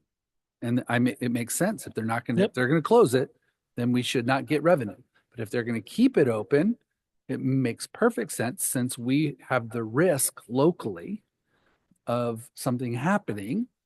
Then because of that risk, we should also benefit from the production of that energy at the local level. And I'm talking about SLO County, San Luis Coastal, the city of SLO, cities of the 5 cities, the Avila Harbor District, all of these entities that have relied and benefited from the plant for many years. And remember, they're storing the materials on site, and they're running the plant, and we hold both the risk and the reward. And that's what I mean by that. So I guess my question is that a legislative decision? Is it a regulatory decision? I mean, I will let you know. Okay. It's too early to say. Got it. All right. But I'm finding out. You're getting after it. I'm getting after it in the pit. We know people. Did you have anything? Yeah. Sorry. Oh, okay. Yeah, I have you. Okay. I appreciate Mr. it. Buckman. 2 things. It's always fun for me in this discussion's taking me to call up the list of states by the amount they spend on children. California's actually gone up. I remember when Chris and I, it was below, like second from the bottom. So we're now 19th. Just for fun, New York spends about $30,000 per child, and California spends about $16,000 per child. So we've chosen to put ourselves in this position. The other thing I just want to talk about. So I sit on a committee at CSBA, A piece of legislation came before us, and the committee had, voted to support the piece of legislation, which included support for STRS to continue to invest in carbon, in oil, and fossil fuels. And there's one or two of us that were not happy with that. So I just want to say, we need to be careful. I need to be careful when I say I'm going to support Diablo Canyon as much as it helps us, because I'm not sure that matches what we're teaching, and it's going to be one heck of a tough decision. So, but in terms of, I trust, I've been through a lot with Mr. Pinkerton, and I trust his advice, but ultimately, Brian, it comes back to us. Yep. To make the final decision, and it's not fun. It's not fun. Thanks. Okay. I want to talk about unfunded mandates for a minute. Yeah. Because I think it's important to bring up. Even though a lot of them have to do with some of our most at-risk and vulnerable students, which is special education, we are having more and more put on our plates and those things have to do with children. And so that's great. That's our job as in public education. I am not quite as pessimistic, or I am choosing not to be as pessimistic as Mr. Unger. One of our jobs is to advocate for public education. And I think doing that at the grassroots level, and especially as it has to do with these unfunded mandates for special education, is really important. We are having to take money and because we're not receiving the funding that has at times been promised to us and told we would receive, and we're not receiving. That money has been diverted over the years. I'm looking at Mr. Pinkerton to confirm, but it has been diverted. There have been choices made in the legislature, both state and federal, to not give us money that had been promised to us to educate these students with higher needs. So we have to make the choice to divert funds from the general population to our special education students, which is what we need to do. But it is coming, we are bearing, all the students are bearing that cost, they're shouldering that cost. And it's just not fair. It's not, especially when we have been told we would receive that funding and then it is taken away from us. Our goal is student achievement. That's what we want. That's why we're here. We are being asked, and expectations are being made on public schools to provide more and more for families as a whole. All those things contribute to academic achievement. I don't doubt that. In fact, I realize it, I acknowledge it. But what is the role of the public school when it comes to all these other things that we are doing? I am so proud of us for feeding all of our students for free. Again, Mr. Pinkerton uses you haven't done it in a little while, but the balloon metaphor, that if we are taking money to feed all of our students, it has to come from somewhere. So we're squeezing something else. And we do have finite funds. There are some problems. I agree, Mr. Unger, there are some problems in the world that can be solved by throwing money at them. This is one of them, but we don't have that luxury. We have limited funds and we're being asked to do more and more with those funds. So as public education advocates, we need to continue to advocate to those who make those decisions to give us the money we need to carry these things out effectively and to serve all our children. TK is another example. You know, we are not receiving funding for that. Not only are we not receiving funding for it, but now we're going to have to expend more funds because the rules are changing from 24 students with one teacher and an aide to 20 students with a teacher and 2 aides. One aide still, okay. But that will require additional personnel costs with no additional funding. And facilities. And facilities. So it's really important that everyone realize, I mean, I'm suppose some can hear the frustration in my voice, but that we are being asked to do more and more with no funding to back it up. So I stress the need to advocate for families who are out there saying you're not doing enough, you're not doing enough.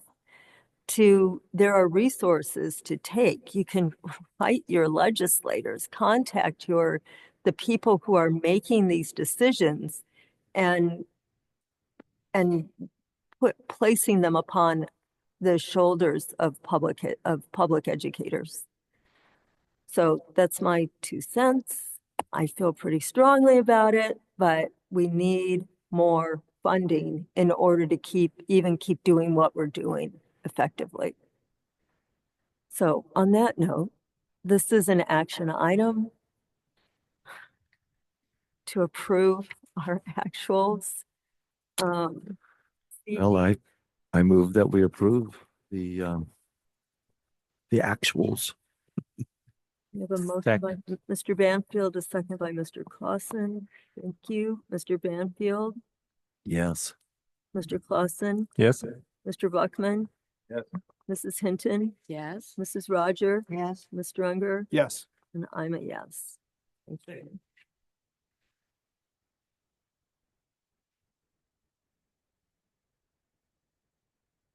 Okay. Our next item is 9.02, curriculum adoption updates. Nope. Good evening, board. I'm Stephanie Shepard, Director of Elementary Learning and Achievement, and tonight I have the extreme pleasure to have members of my team here, as well as Dan Neff, our Secondary Director of Learning and Achievement. I'm going to introduce them first before we dive into this presentation. Tricia Taves is our new curriculum TOSA, or teacher on special assignment. We also have Corey Miketree here, who's our MTSS TOSA, as well as Jane Hawley, who has slid into the role of district librarian this school year. So we are really excited this evening to share with you some updates, a fall update on the recent adoptions and the recent investment that the board has supported with our curricular materials. You might be wondering why Corey Miketree is here as our MTSS TOSA, and what we're working on is really trying to make additional connections within our department between the various roles. And so with Tricia as our curriculum TOSA and Corey overseeing our S cubes who are supporting Tier 1, we have a strong collaboration there. And our S cubes this year, with the recent update of their job description, are also supporting Tier 1 and are playing an integral role within the rollout of our ELA curriculum.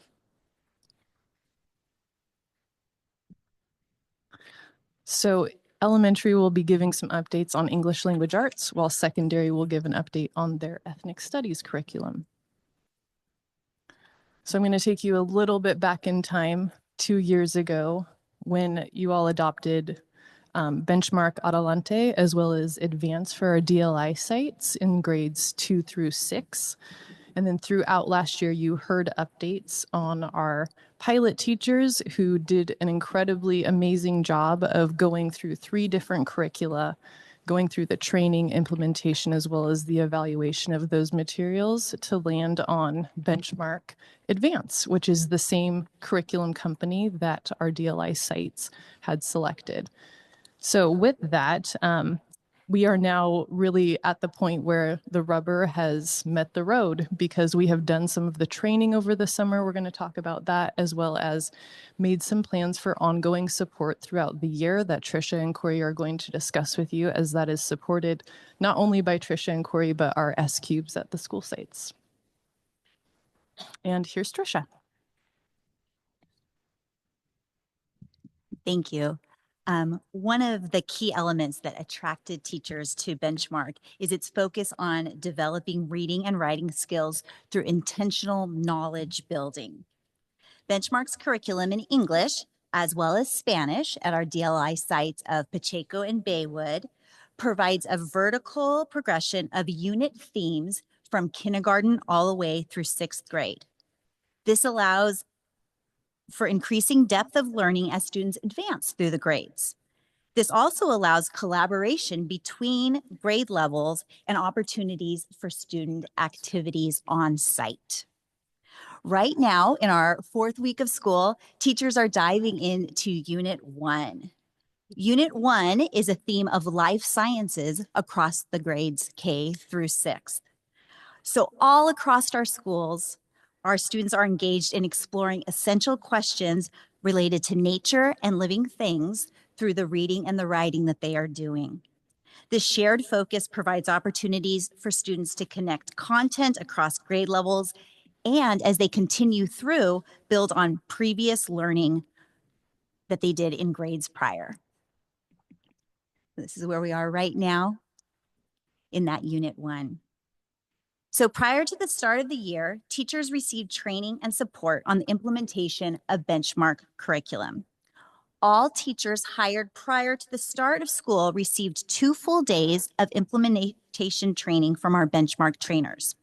So when we say all teachers, this includes our student success specialists, our S cubes.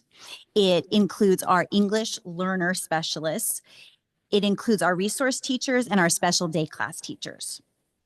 Administrators also attended portions of teacher trainings that were provided during the summer, and then received an additional half day of training from Benchmark trainers that were specific to their needs of supervising and supporting teachers in using Benchmark.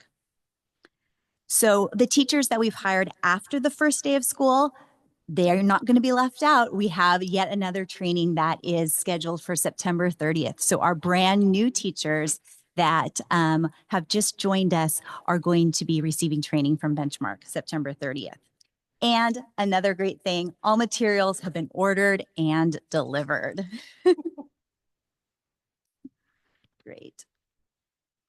So teachers will continue to receive support as they implement Benchmark this year. One way that teachers will provide support, one way that Benchmark will provide teacher support is through our office hour Zooms. Benchmark has a set number of regularly scheduled Zoom meetings that will allow teachers to meet virtually after school with a Benchmark training for a time of question and answer.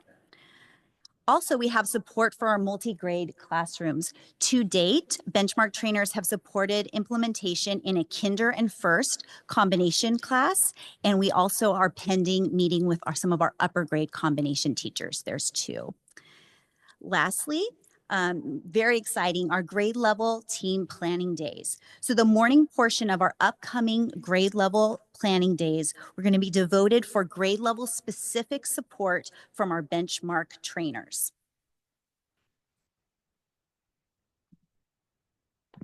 To me, this is really the heart of our implementation process as we roll out this curriculum and begin the journey of learning all of the various components that Benchmark has to offer.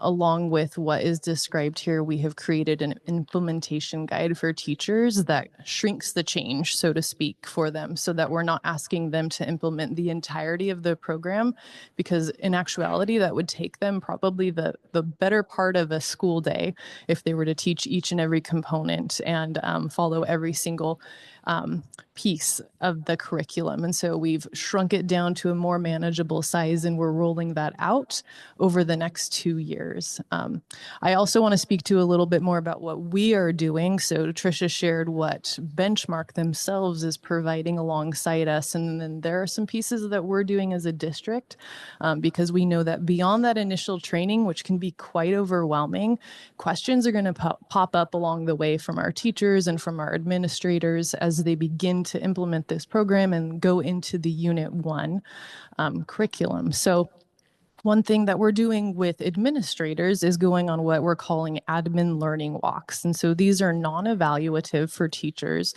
The intent is really for our administrators to see our amazing teachers in action, implementing the benchmark curriculum. And so we're going around in small groups. We're going to visit every single site in groups of 3 to 4 throughout this school year so that we can really see what is it that we're doing well with the implementation process, as well as come together to figure out what are those other areas that we could maybe support so that our teachers and students are experiencing the greatest amount of success possible within the curriculum.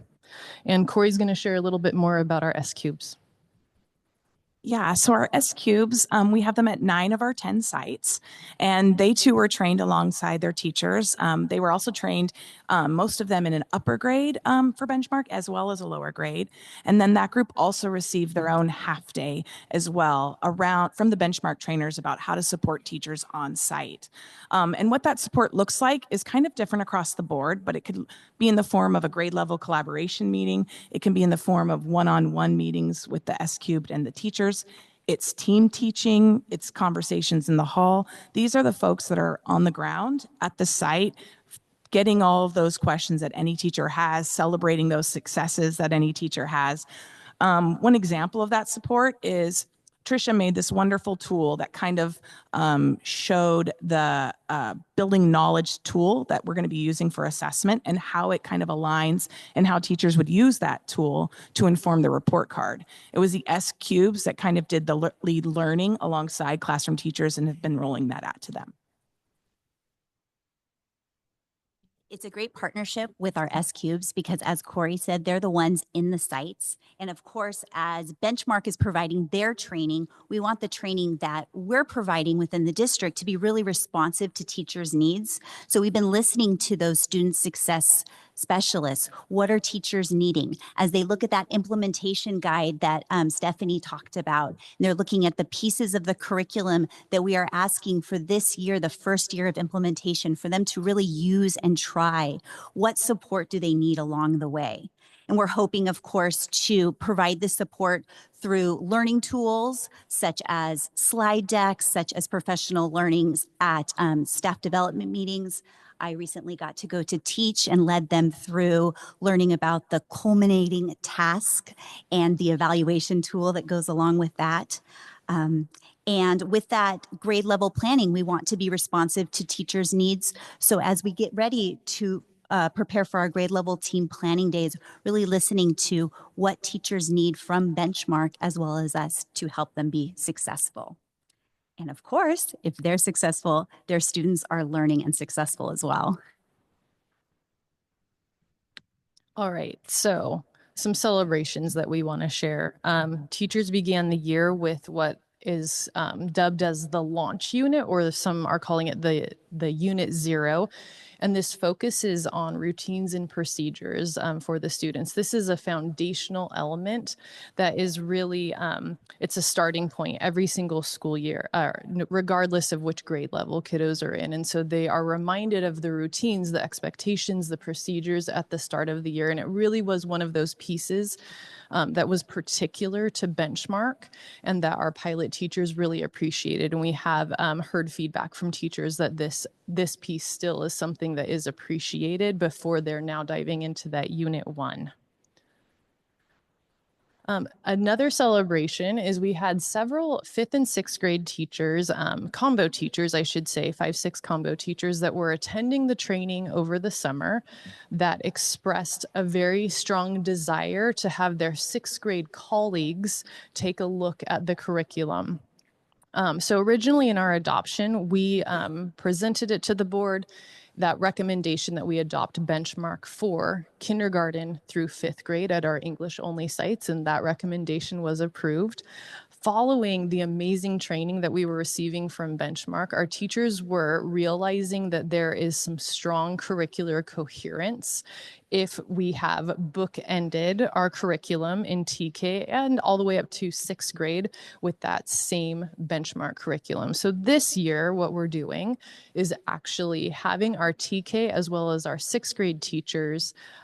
It's not an official pilot, but they are taking those materials and teaching with them, and we're going to be convening them in the spring to see if we want to make a formal recommendation to the board for adoption in those 2 outlier grade levels that weren't a part of the original adoption. So we see that as a celebration because that was very much something that was teacher driven as we went through the training program. So we're excited to share that. And I think the last one we talked about here before Tricia ends this slide is that, like Stephanie talked about earlier, last year our S cubes were really focused on tier 2 and intervention. And with their new job description, they spend about 50% of their time now with tier 1, with classroom teachers and those students they serve. And so having someone like Tricia mentioned, who's responsive to the needs of teachers right away at each site has really been a valuable experience for classroom teachers and the S cubes as they start to launch this curriculum. Our last celebration here is, of course, that our teachers are excited and they're willing to dive in and engage in student learning and knowledge building. And here we have a picture here of some of our 5th grade students. As I mentioned, Unit 1 is all about nature and our resources. In 5th grade, it's about cultivating natural resources. So we worked with our I Innovate teachers, and Katie Peters came around and delivered corn to all of the 5th grade classes so they could start their unit on cultivating natural resources by observing some stalks of corn. It's exciting to have rich, rigorous texts for students to read, talk, and write about. Students are excited and teachers are excited to dive in. While we feel very positive about the launch of Benchmark at our sites, we realize we have more work to do. Our next steps will be exploring the writing instruction within Benchmark curriculum. We're especially focused on collecting student work that can be used as exemplars throughout the grades. Another thing we wanted to talk about is that our S cubes have been integral in really getting this information on what next steps we need to take because they're on the sites. They're that through line back to Isla and back to our team to how do we support our teachers. And so one of the things in our tier 2 intervention that we did for all of our AITs who do teach reading intervention, we are aligning it with Benchmark through the lens of the vocabulary. So all of our AITs at their first training received all the vocabulary, the building knowledge vocabulary, along with the academic vocabulary to embed in their interventions. So that's kind of that bridge back to the classroom. The vocabulary they're learning and building in their classrooms is the same vocabulary that they're being exposed to and kind of see in more than one spot. And at this point, we'll hand it off to our secondary counterparts to discuss the ethnic studies pilot update.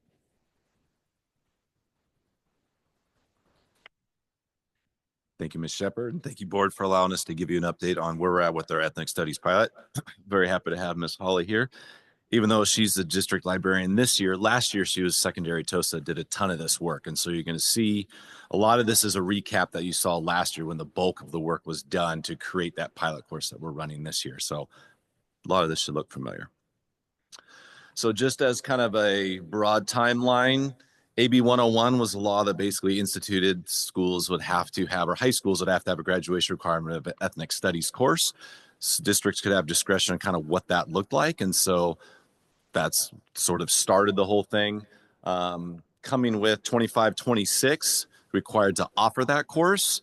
The course had to be locally developed, get input from educational partners as it's developed.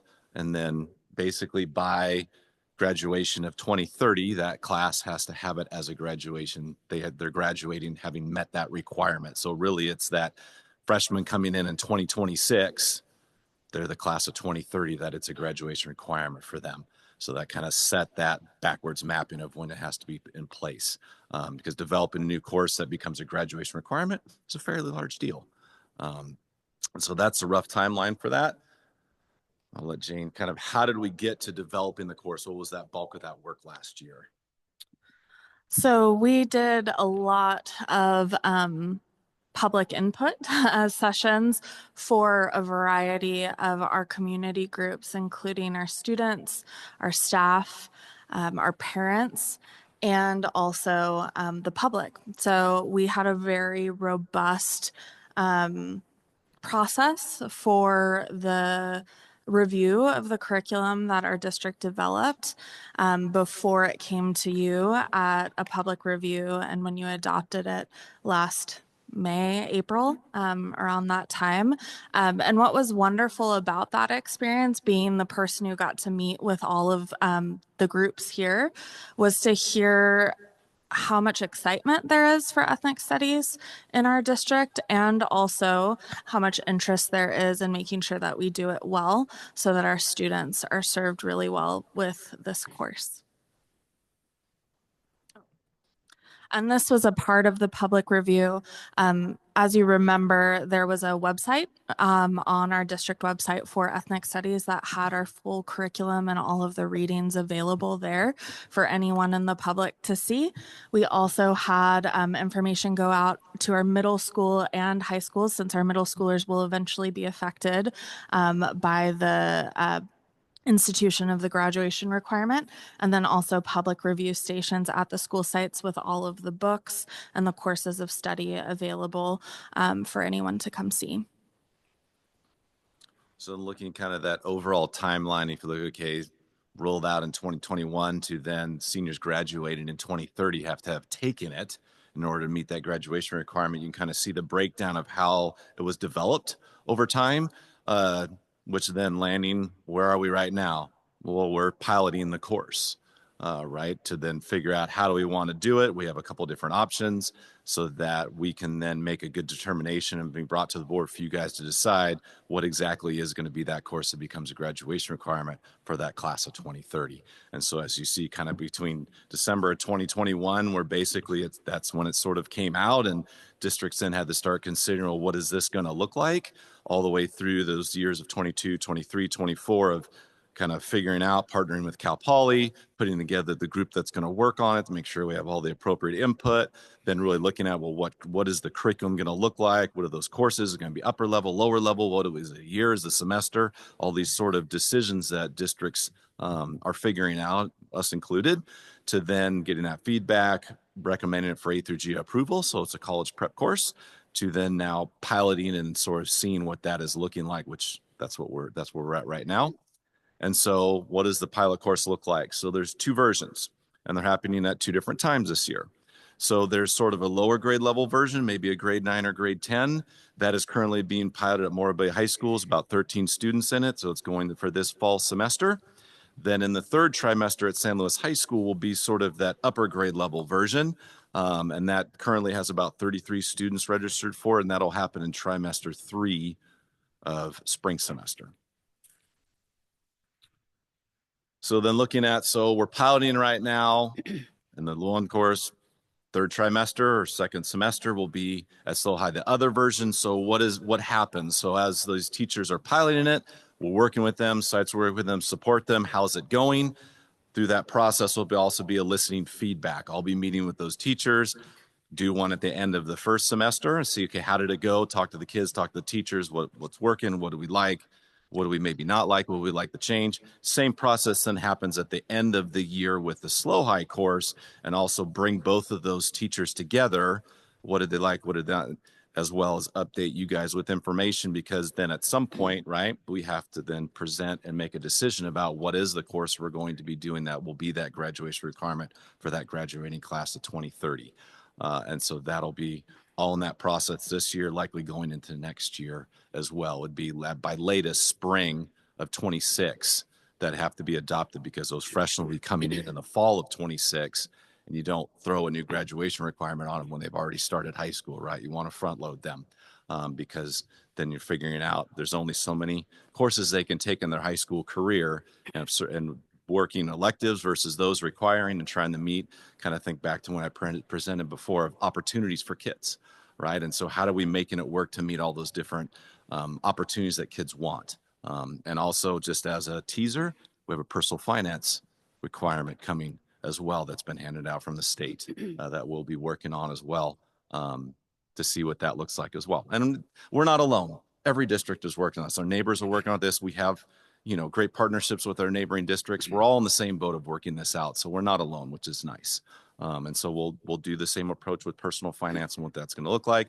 It is the same sort of graduation requirement timing. So we'll start working on that as well. But that is just a teaser of things to come, at least for now. Well, as we know, things will probably change too. But that is where we're at with ethnic studies. Thank you. Don't go anywhere yet. I'm going to go to the public and see if there's anyone from the public who wishes to address the board on this topic. Seeing no one in the room, anyone online? Ms. Dawson? No. Okay, I have Mr. Unger, then Mrs. Hinton, I have and two, Mr. Banfield. I have two questions. I was looking at the vertical progression of knowledge building slide. And number one, you talked about life sciences. I'm curious, how does this fit in with the expectations for science knowledge for particularly our fifth graders? That's the first question. And then the second, if we implement benchmark through TK through 6, how's that going to look at Loams?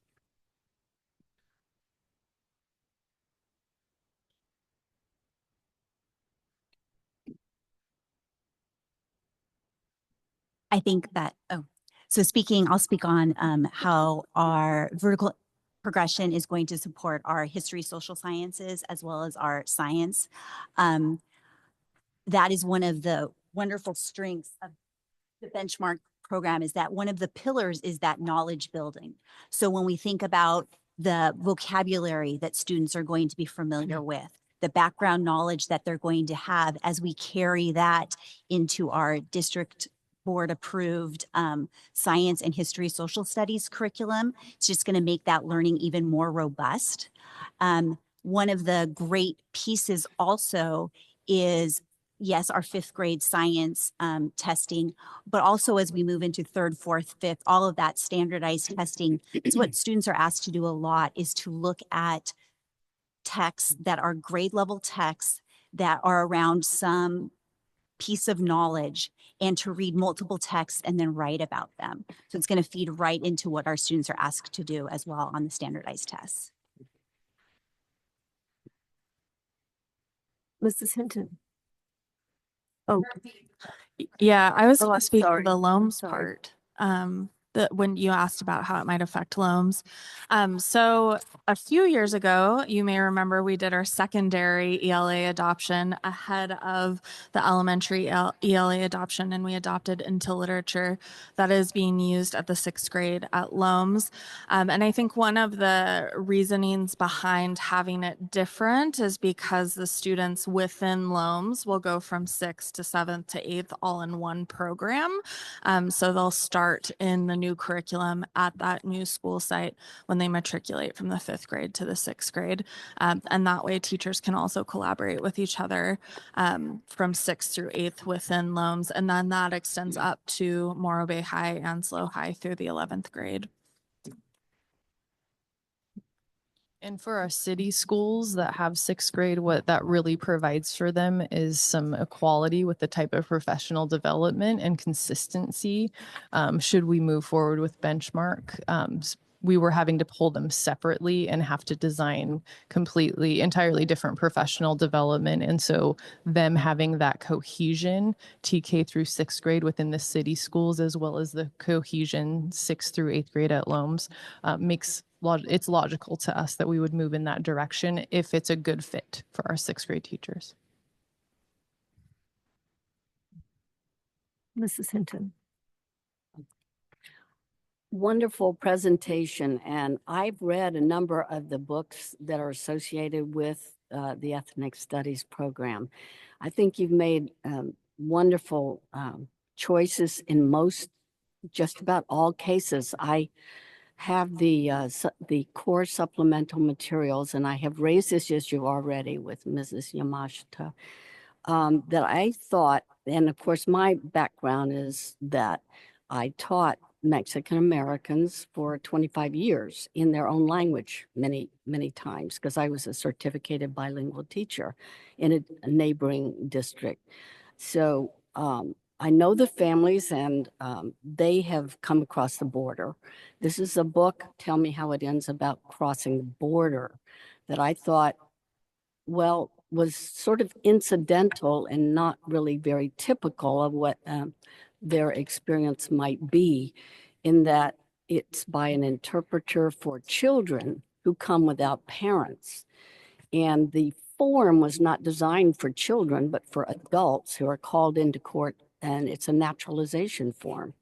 So it's called An Essay in 40 Questions, and the questions seem really cold when applied to a little one who, who's unaccompanied. But I think that it's possibility, since this book is not new, that form might even have been updated. I don't know, but much has changed in our country regarding that.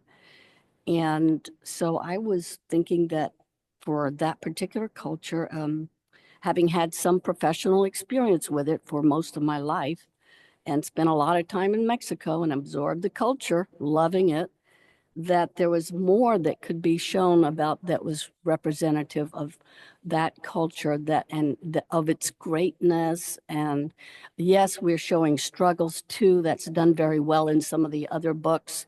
But to show a form that is inappropriately applied to unaccompanied children, it doesn't do justice to me of what the Mexican culture is doing and what the majority of their struggles have been. I used to sing the ballad of Cesar Chavez in Spanish and accompany myself on guitar to my young children. So I certainly love presenting their culture to them. So I do have some knowledge of that and made a study of it. And so I just wondered if you could consider substituting a different book.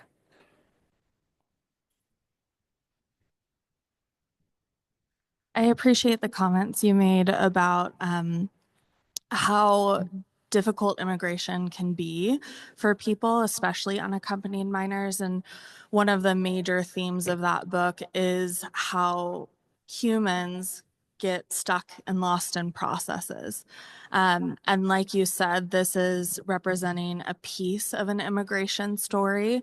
That book is a part of a larger immigration unit with additional readings and topics, because not every immigration story is the same for every person, or which countries they're coming from, or what their story is.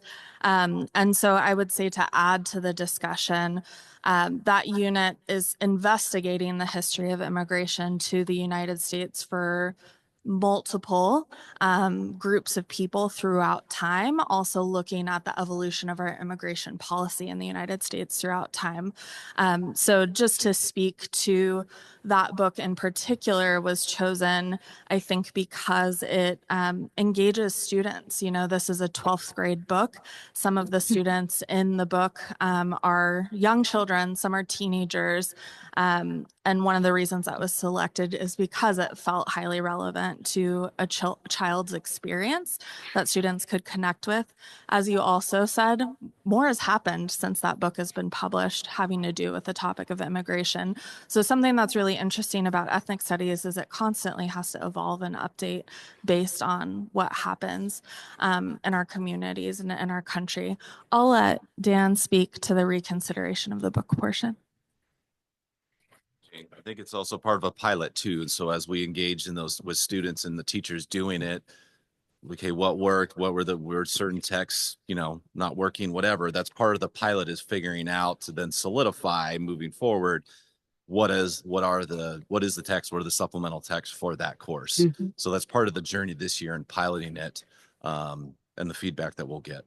Okay, well, it was copyrighted in 2017, and that's 7 years ago, and a lot has happened in crossing the border since then.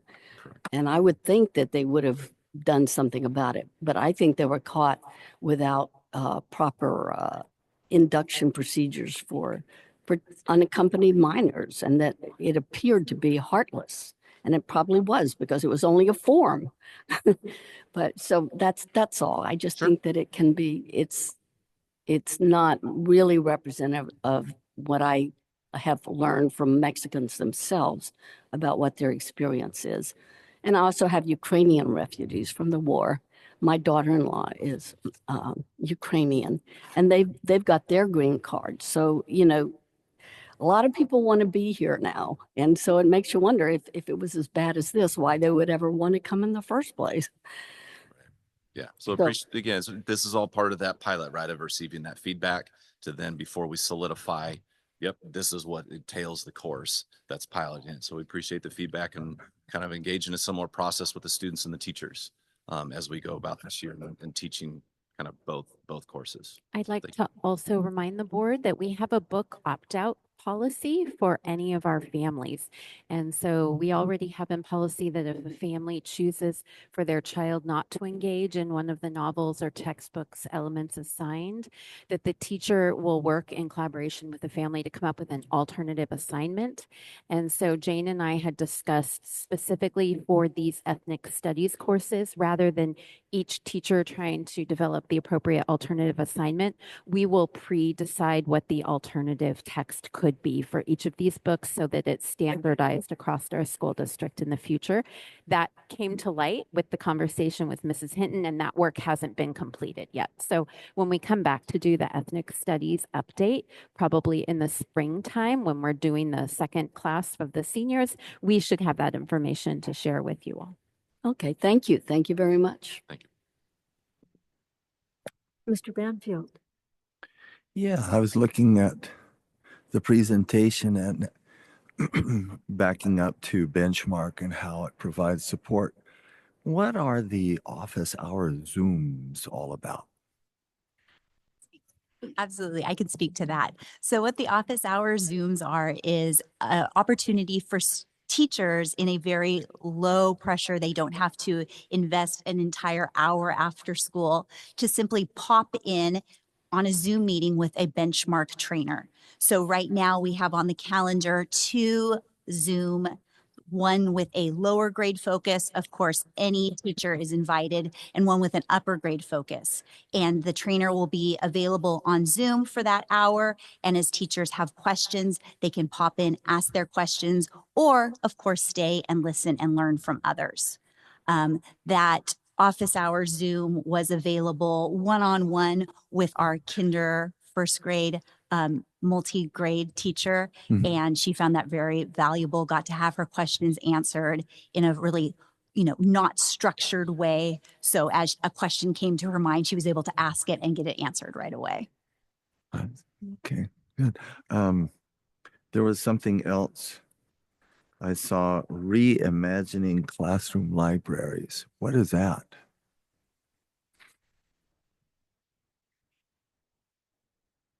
So reimagining classroom libraries. So many of our lower grade kinder, first, second grade teachers have their classroom libraries completely set up by levels, reading levels. And with our kind of move towards that knowledge building around themes and students reading for different reasons, and maybe even selecting books that are what we would consider too hard for them or too easy, not at their appropriate level. We're reimagining what a classroom library, especially in the lower grades, could look like, where our books were organized around themes, organized around different topics, instead of strictly a leveled library. Okay.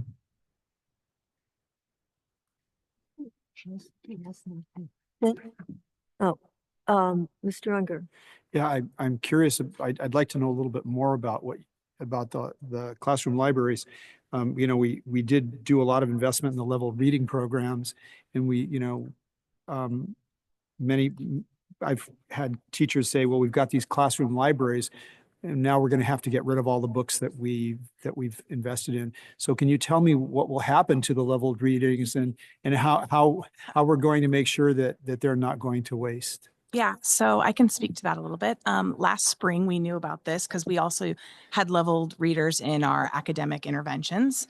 And so our student success specialists last year went through all of those resources and started aligning it to the benchmark progression, the vertical progression. And so now we have essentially a large document that aligns all of our F&P materials or Fontes and Pinnell materials to the benchmark vertical progression. And so we're now in the process, now that we have it put together, now it's the actual labor of actually pulling the books and putting them all together. But that's kind of the first process that we did with our tier 2 materials. That sounds like a lot of work. Thank you. Thank you very much. Thanks. We'll look forward to hearing about continued reports on this. It's really interesting to see what has been discussed and worked on for so long, to see it being put into place and how we're progressing. So thank you.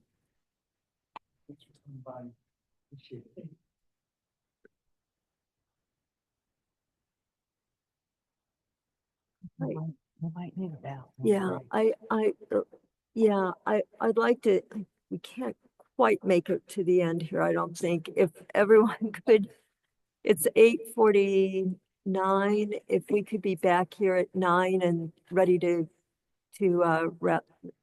get through the rest of the meeting, please.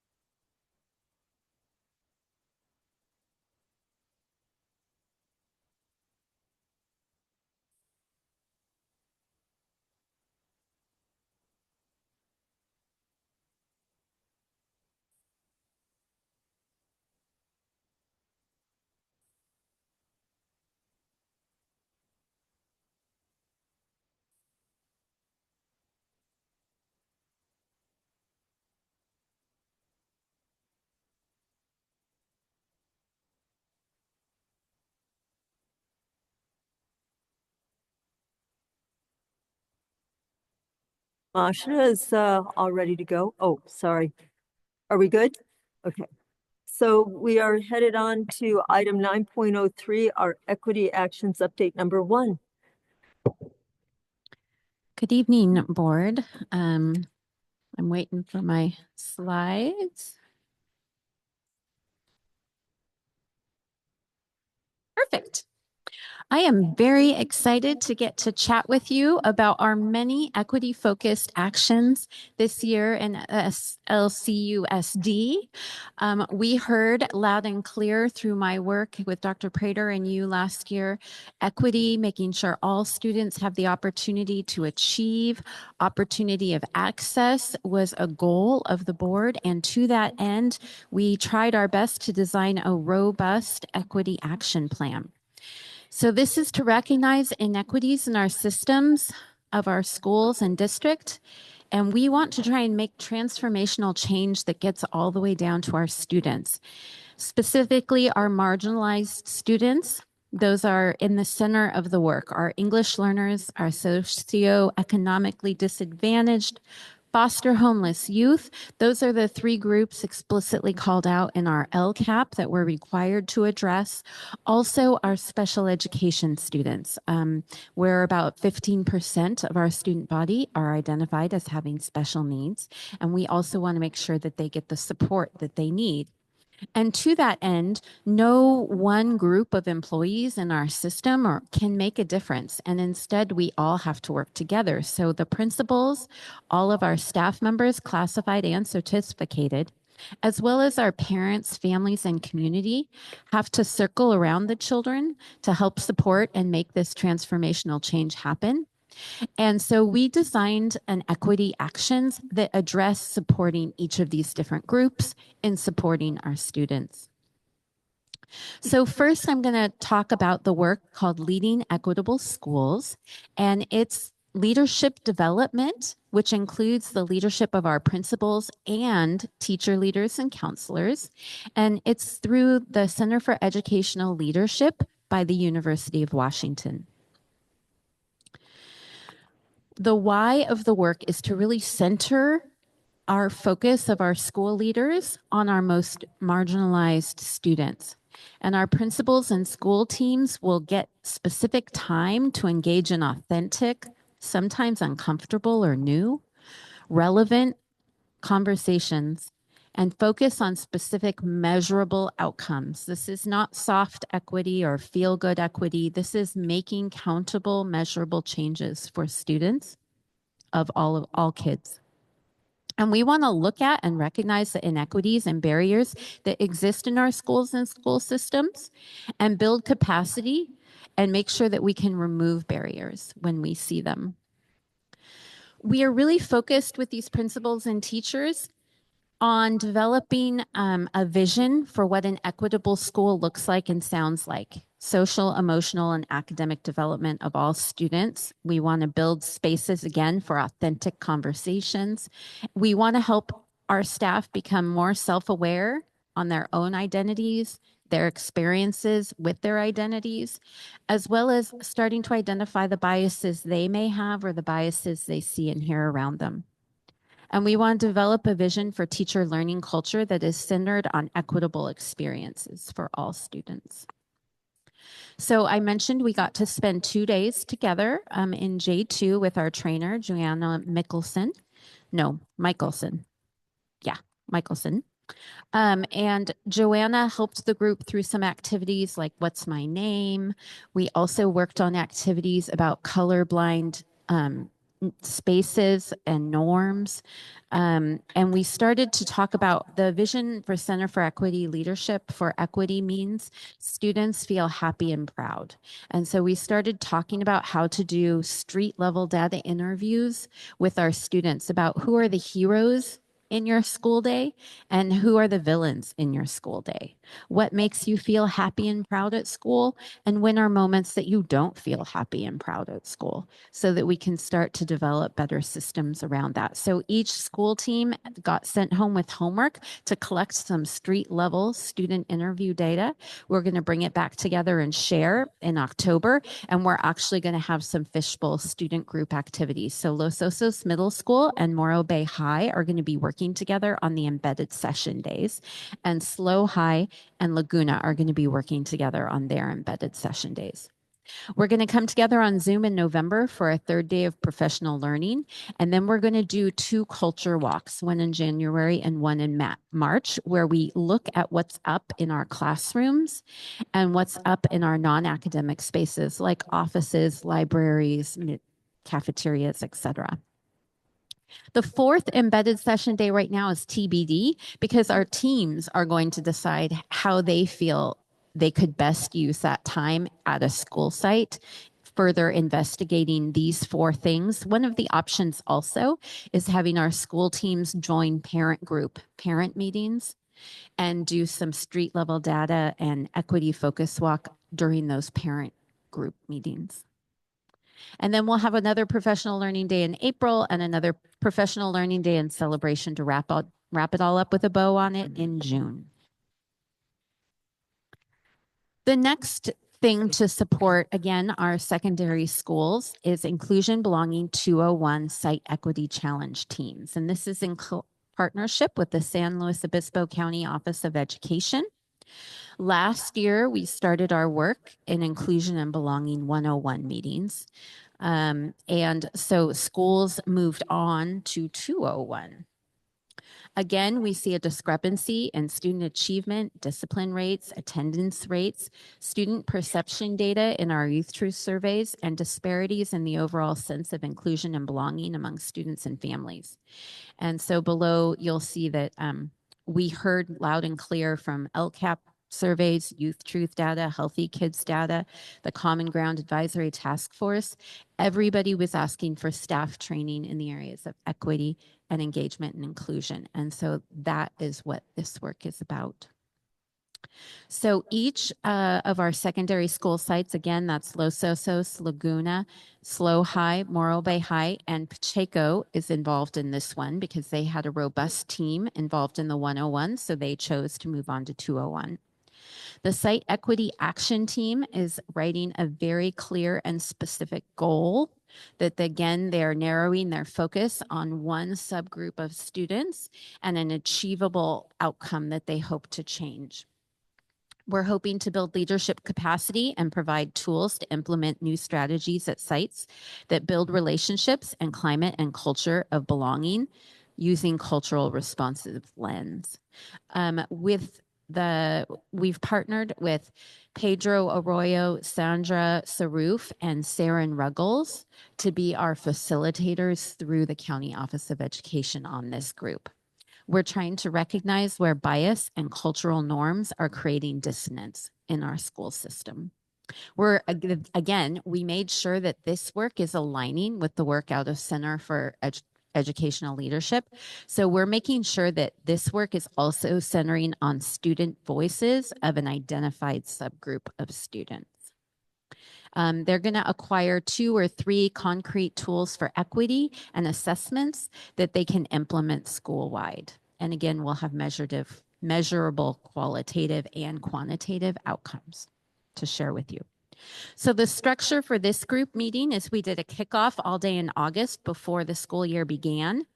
Site teams are going to meet after school on October, on November. We're going to meet together for an all-day learning opportunity in December. Site teams, again, will get together to move their work forward in January. We're going to have another district-wide day in February. And then site teams are going to work March and April.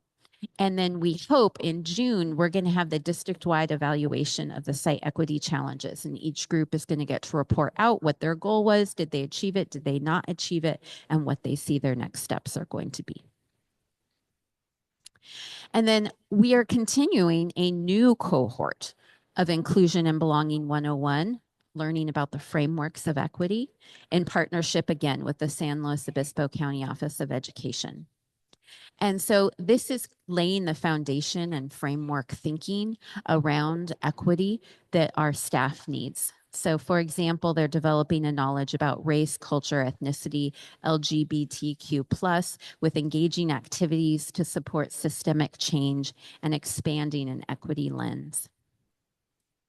They are going to convene, they are meeting 8 times throughout the year on Mondays after school, the County Office of Education, to work as school teams.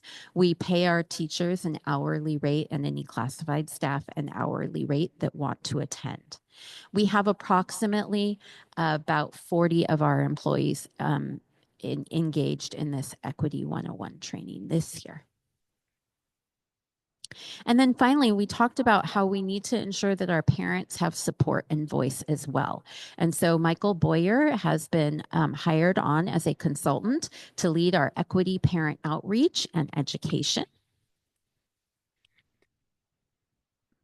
Again, the reasons why are very the same in terms we're seeing discrepancies in student outcomes, but also we want to make sure that parent engagement is representative in our school district of all of these formerly marginalized student groups, and that we want to successfully partner to develop solutions for our students in schools. So Mr. Boyer has been instructed to conduct parent outreach among our underrepresented populations, specifically related to DLAC, ELAC, he'll attend the LCAP PAC, etc., and to form a district parent advisory task force with the assistance and consultation of the school principals. The intended outcome is at the end of the year, he will be able to provide the superintendent and the board with specific feedback from that parent advisory task force, along with recommendations for future actions. Okay. I have a yellow sheet. Mrs. Roger needed to leave the meeting. I do have a yellow sheet from Michael Lowe. We'll put the timer up.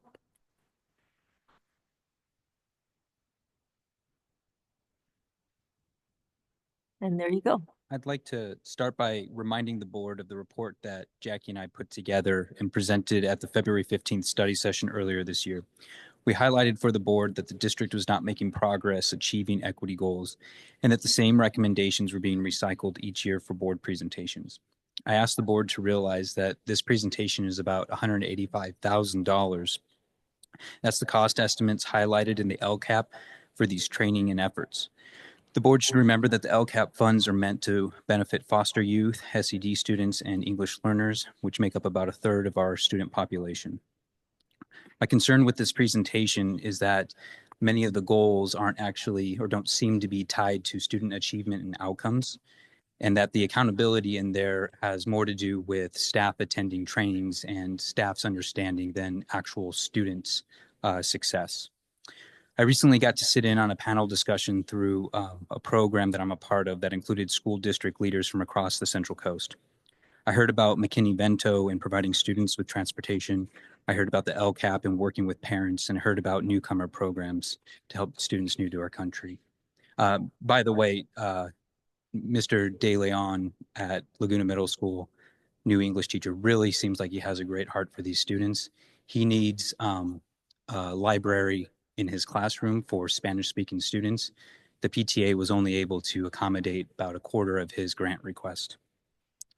I want to share that the presentation with the area leaders that I received felt disingenuous, not because they were disingenuous people or because the services are bad or not being offered well, but because of the way that we speak about these programs, kind of how we spoke about special education tonight.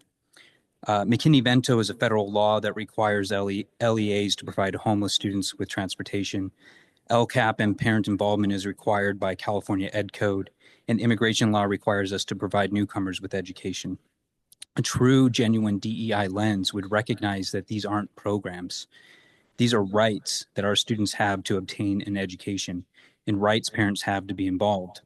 I've lost count of the number of times that I have heard people in this room complain about unfunded mandates.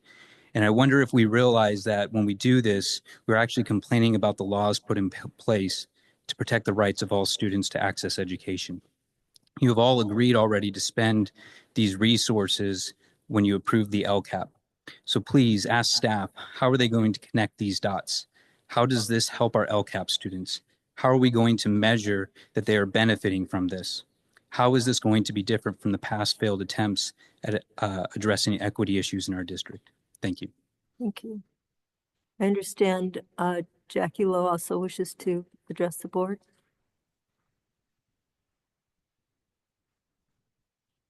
Can I put this here? We could just, there we go. Thank you. I'm grateful that the staff is moving towards elevating equity work in the district, and I hope the staff continues to understand that equity is not a siloed initiative, but is the approach from which every aspect of our work as educators is to be informed.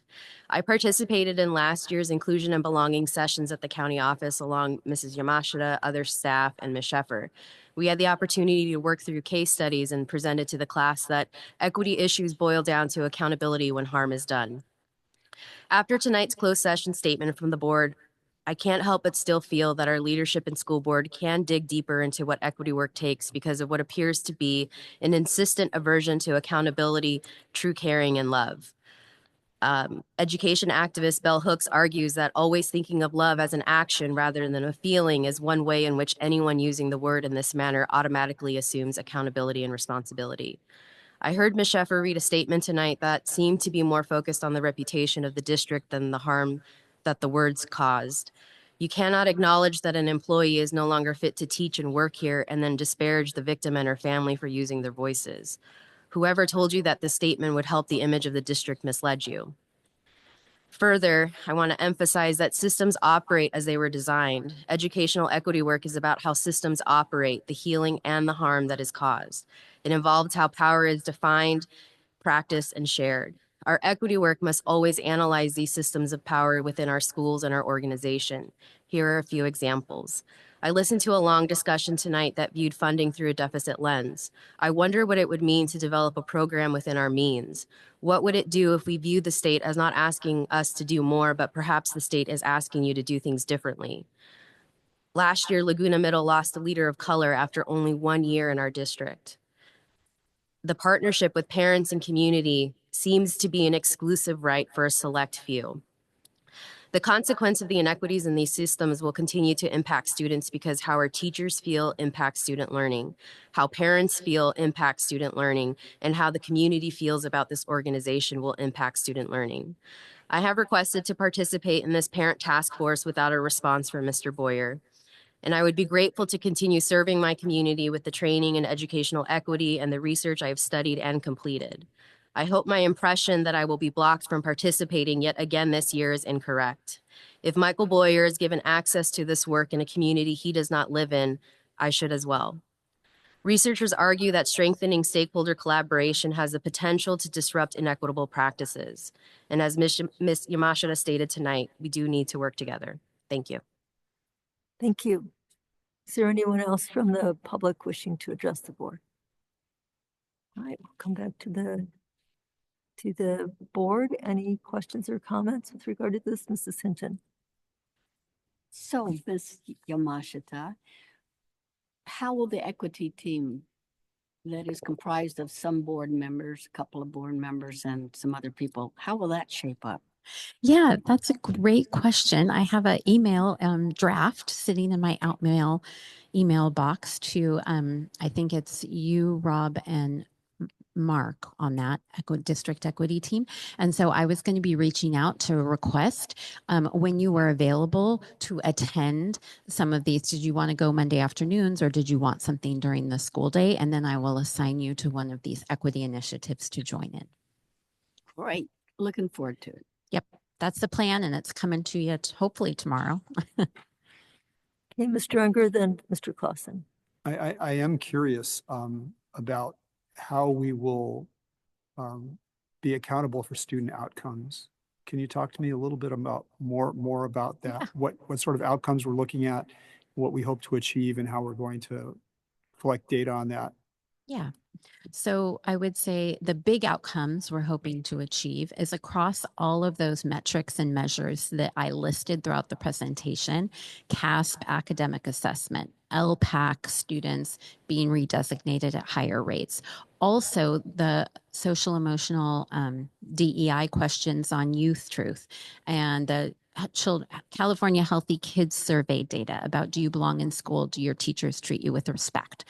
We would hope to see changes across all of those different standardized measures on the outcome of this work. And that means the work is deep and meaningful. But we also are taking more intermediate measurement dipsticks as well, which is why I was sharing with you that the site equity teams each wrote a very specific goal. And I didn't include each of the goals here, but they sound something like, at Slow High, boys that are Latino Hispanic will attend school at 15% higher rate than last school year, something to that degree. So they wrote a very specific measurable goal for a very specific subset of students that they're going to try and affect change on over the course of this year.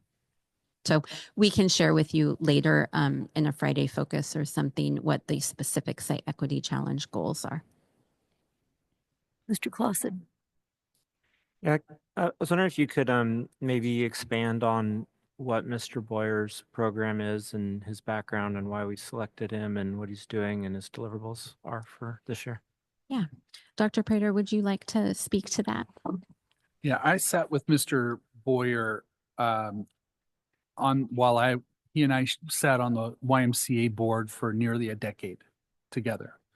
And he left the YMCA board to become the executive director of the Boys and Girls Club of America, out of Santa Maria typically, but he partnered with us for 2 years.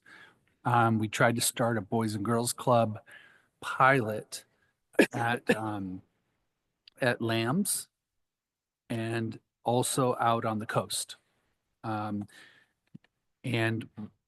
it was interesting when we rolled up our sleeves and tried to do that. And And what was really, when I went and observed, what I noticed right away was the lack of participation in the activities, in the things, the before the lunchtime and after school programs that were being offered. But what I also noticed was really a blind spot for us in our relationships with the leaders of Boys and Girls Club. And it just stood out to me. And we know that Laguna has had some challenges, and that was one of them that stood out to me, was very clearly the students themselves weren't buying into the program. And I attribute that to a lack of awareness, a lack of it being normed. So Michael Boyer and I had been in conversation for the previous 3 to 4 years about how to better engage our students, especially targeted students within our LCAP, that our foster homeless youth, our English learners, our students with economic challenges, and we just were not able to make it work through the Boys and Girls Club. Well, he stepped down off the Boys and Girls Club. He and I had coffee one afternoon, and he was in flux. He was like, I'm not sure what I want to do, but I know I want to work with kids, and I want to make a difference. He participated in the Diversity Coalition for San Luis Obispo, and I just have a lot of respect for him. And so I said, hey, would you be willing to work with us on a parent engagement project that I'm kind of putting together? And so that's how we engaged Michael Boyer. So this is a 1-year, let's test drive it and see how it works. And I've invited him to several of our professional development activities and had him get to know our principals. The key is getting site leadership to see parent engagement, especially at the middle and high school, because we are at the elementary schools, we're seeing more of it, but at the middle and high school in our district, regardless of what school we're talking about, parent engagement is an issue. And it's been that way for as long as I've been here. So how do you create parent buy-in? How do you do that? What does that look like and sound like? And so that's Michael's task this year. I deliberately asked him to roll up his sleeves alongside our principals to create this level of awareness. And so his task is to work with our principals and engage our parent community. And so I also am expecting him to come back mid-year, give us an update. I also will ask him to formulate a report and recommendations alongside the principals, and participate in our ELACs, our DLAC meetings. Also work with Chris Dowler on better understanding our foster homeless youth population. In fact, we talked about that this morning in our principal meeting. And so we have about 22 foster students currently this year. So what I'm hearing and what I'm seeing, data, you asked about what the deliverables will be. The deliverables will be the quality of the feedback from our parents, the quality of the way in which those recommendations are designed so that they move our schools forward. And we have higher levels of parent involvement, higher levels of parent engagement, not just at site council levels, but in the schools themselves. I was a middle school principal for a lot of years. My middle schools were teeming with parents. And it doesn't happen accidentally. It happens because you invite them in and you encourage them to be a part of that incredible middle school story. And And that's the cultural shift we need to make. And I'm hoping Michael Boyer can help us turn the corner on that. So what are his deliverables? And I guess recommendations, okay, increased parent participation, report. And my goal is that this cycle of LCAP feedback, we see a demonstrable change in the numbers of feedback loops that we get with our parent population, especially our targeted population within our LCAP. I'd also like to add, Dr. Prater, Mr. Boyer worked with a neighboring school district in a very similar capacity. This is not his first consulting gig related to working around equity issues. He worked with Lucia Marr at Royal Grande High School. Yeah, so he's well regarded, well respected, and we're going to see if this works. Cool. I guess I assume if there's a parent that wants to engage with him, he'll engage with them. Yes. In fact, I will figure out if his phone's broken. Thanks. Yep. Anything else? Right. Thank you. Thank you all. Thanks. Right. I think I'm also next. Yes, you get to stay up there. Next is 9.04, proposed revisions to board policy regarding head lice. Oh, let me grab my notes.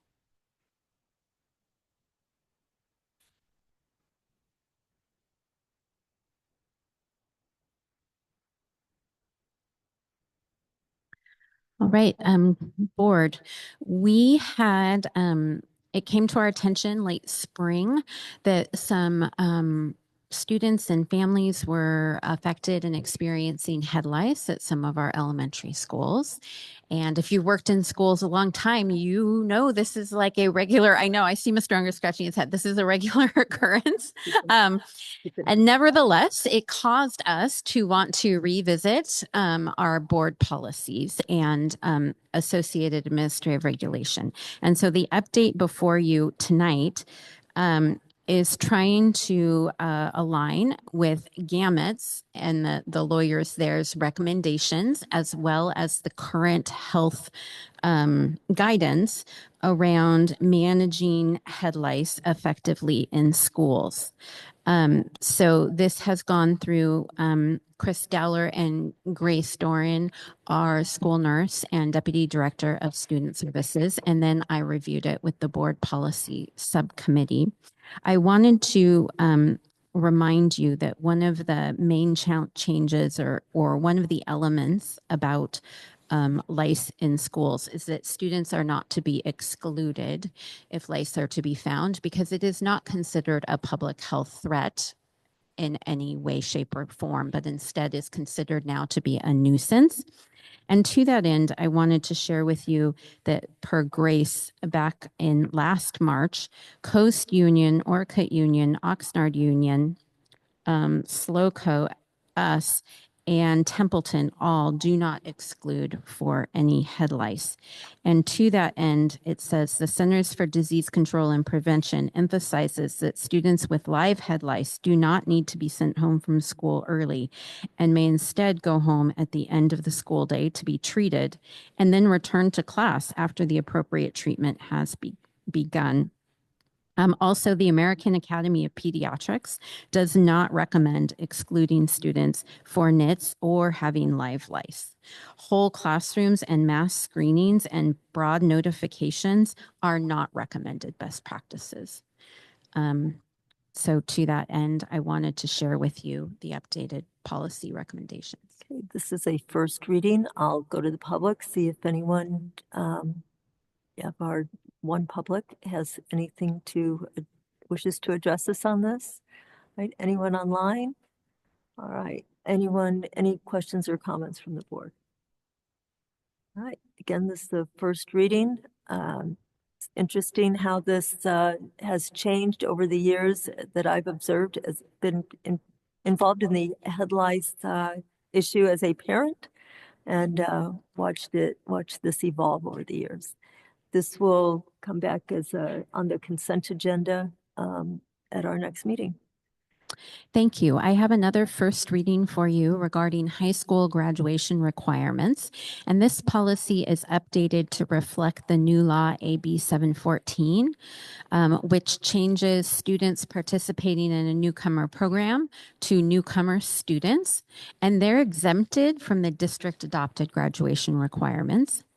And it also makes exemptions for students with disabilities. So we were talking about alternative pathways, alternative diplomas. And so this new update also includes some of those changes. Any questions or comments from the public?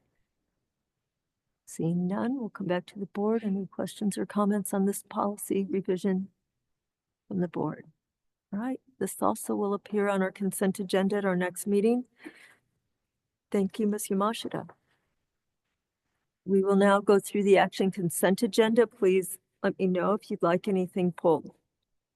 10.01, approval of certificated and classified personnel items. 10.02, approval of furniture and equipment request.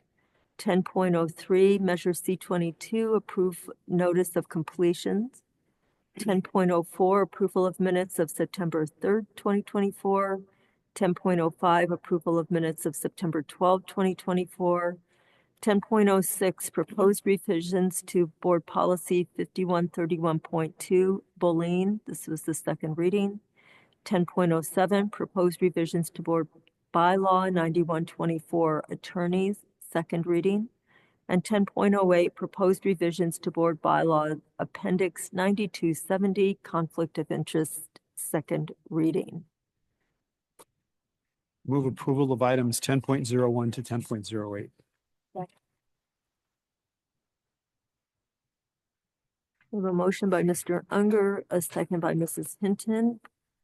Mr. Unger. Yes. Mrs. Hinton. Yes. Mr. Banfield. Yes. Mr. Buckman. Yes. Mr. Clausen. Yes. Mrs. Rogers absent, and I am a yes. So that's 6-0 with one absence. We will move on to anything for the advance agenda. Then reports by board members. I see Mr. Clausen and then Mrs. Hinton, Mr. Unger, Mr. Buck. and then Mr. Buckman. I don't have my light on. I just assumed you'd have something to say. But Nothing we'll to say. start with Mr. Banfield. We'll go down the line here. How's that? Sorry, I didn't have anything. Oh, well, then we'll move to Mrs. Hinton. Dr. Prater touched on this, the 911 ceremony at which our San Luis coastal students were out in force and doing so beautifully. The SLO High School choir sounded like a band of angels singing, and it was perfect for the occasion. It was very somber occasion, of course.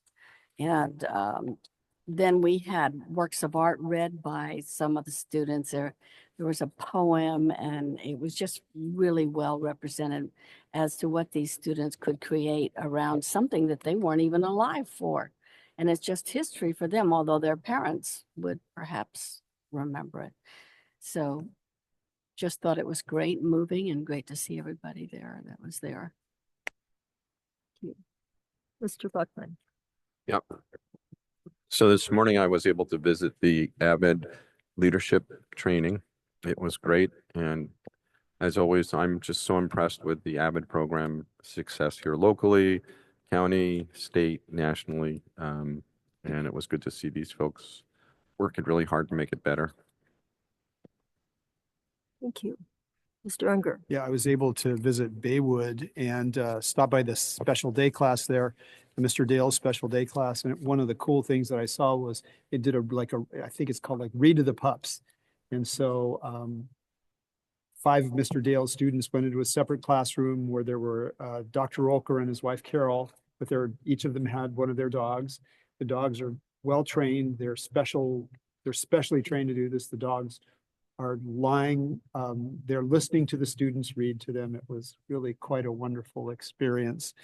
And then yesterday I was able to visit the iInnovate lab here at Foams, and it was it was really neat to see the enthusiasm of the students and the enthusiasm from the staff for that program. So kudos and bravo to the district foundation for being able to support those programs.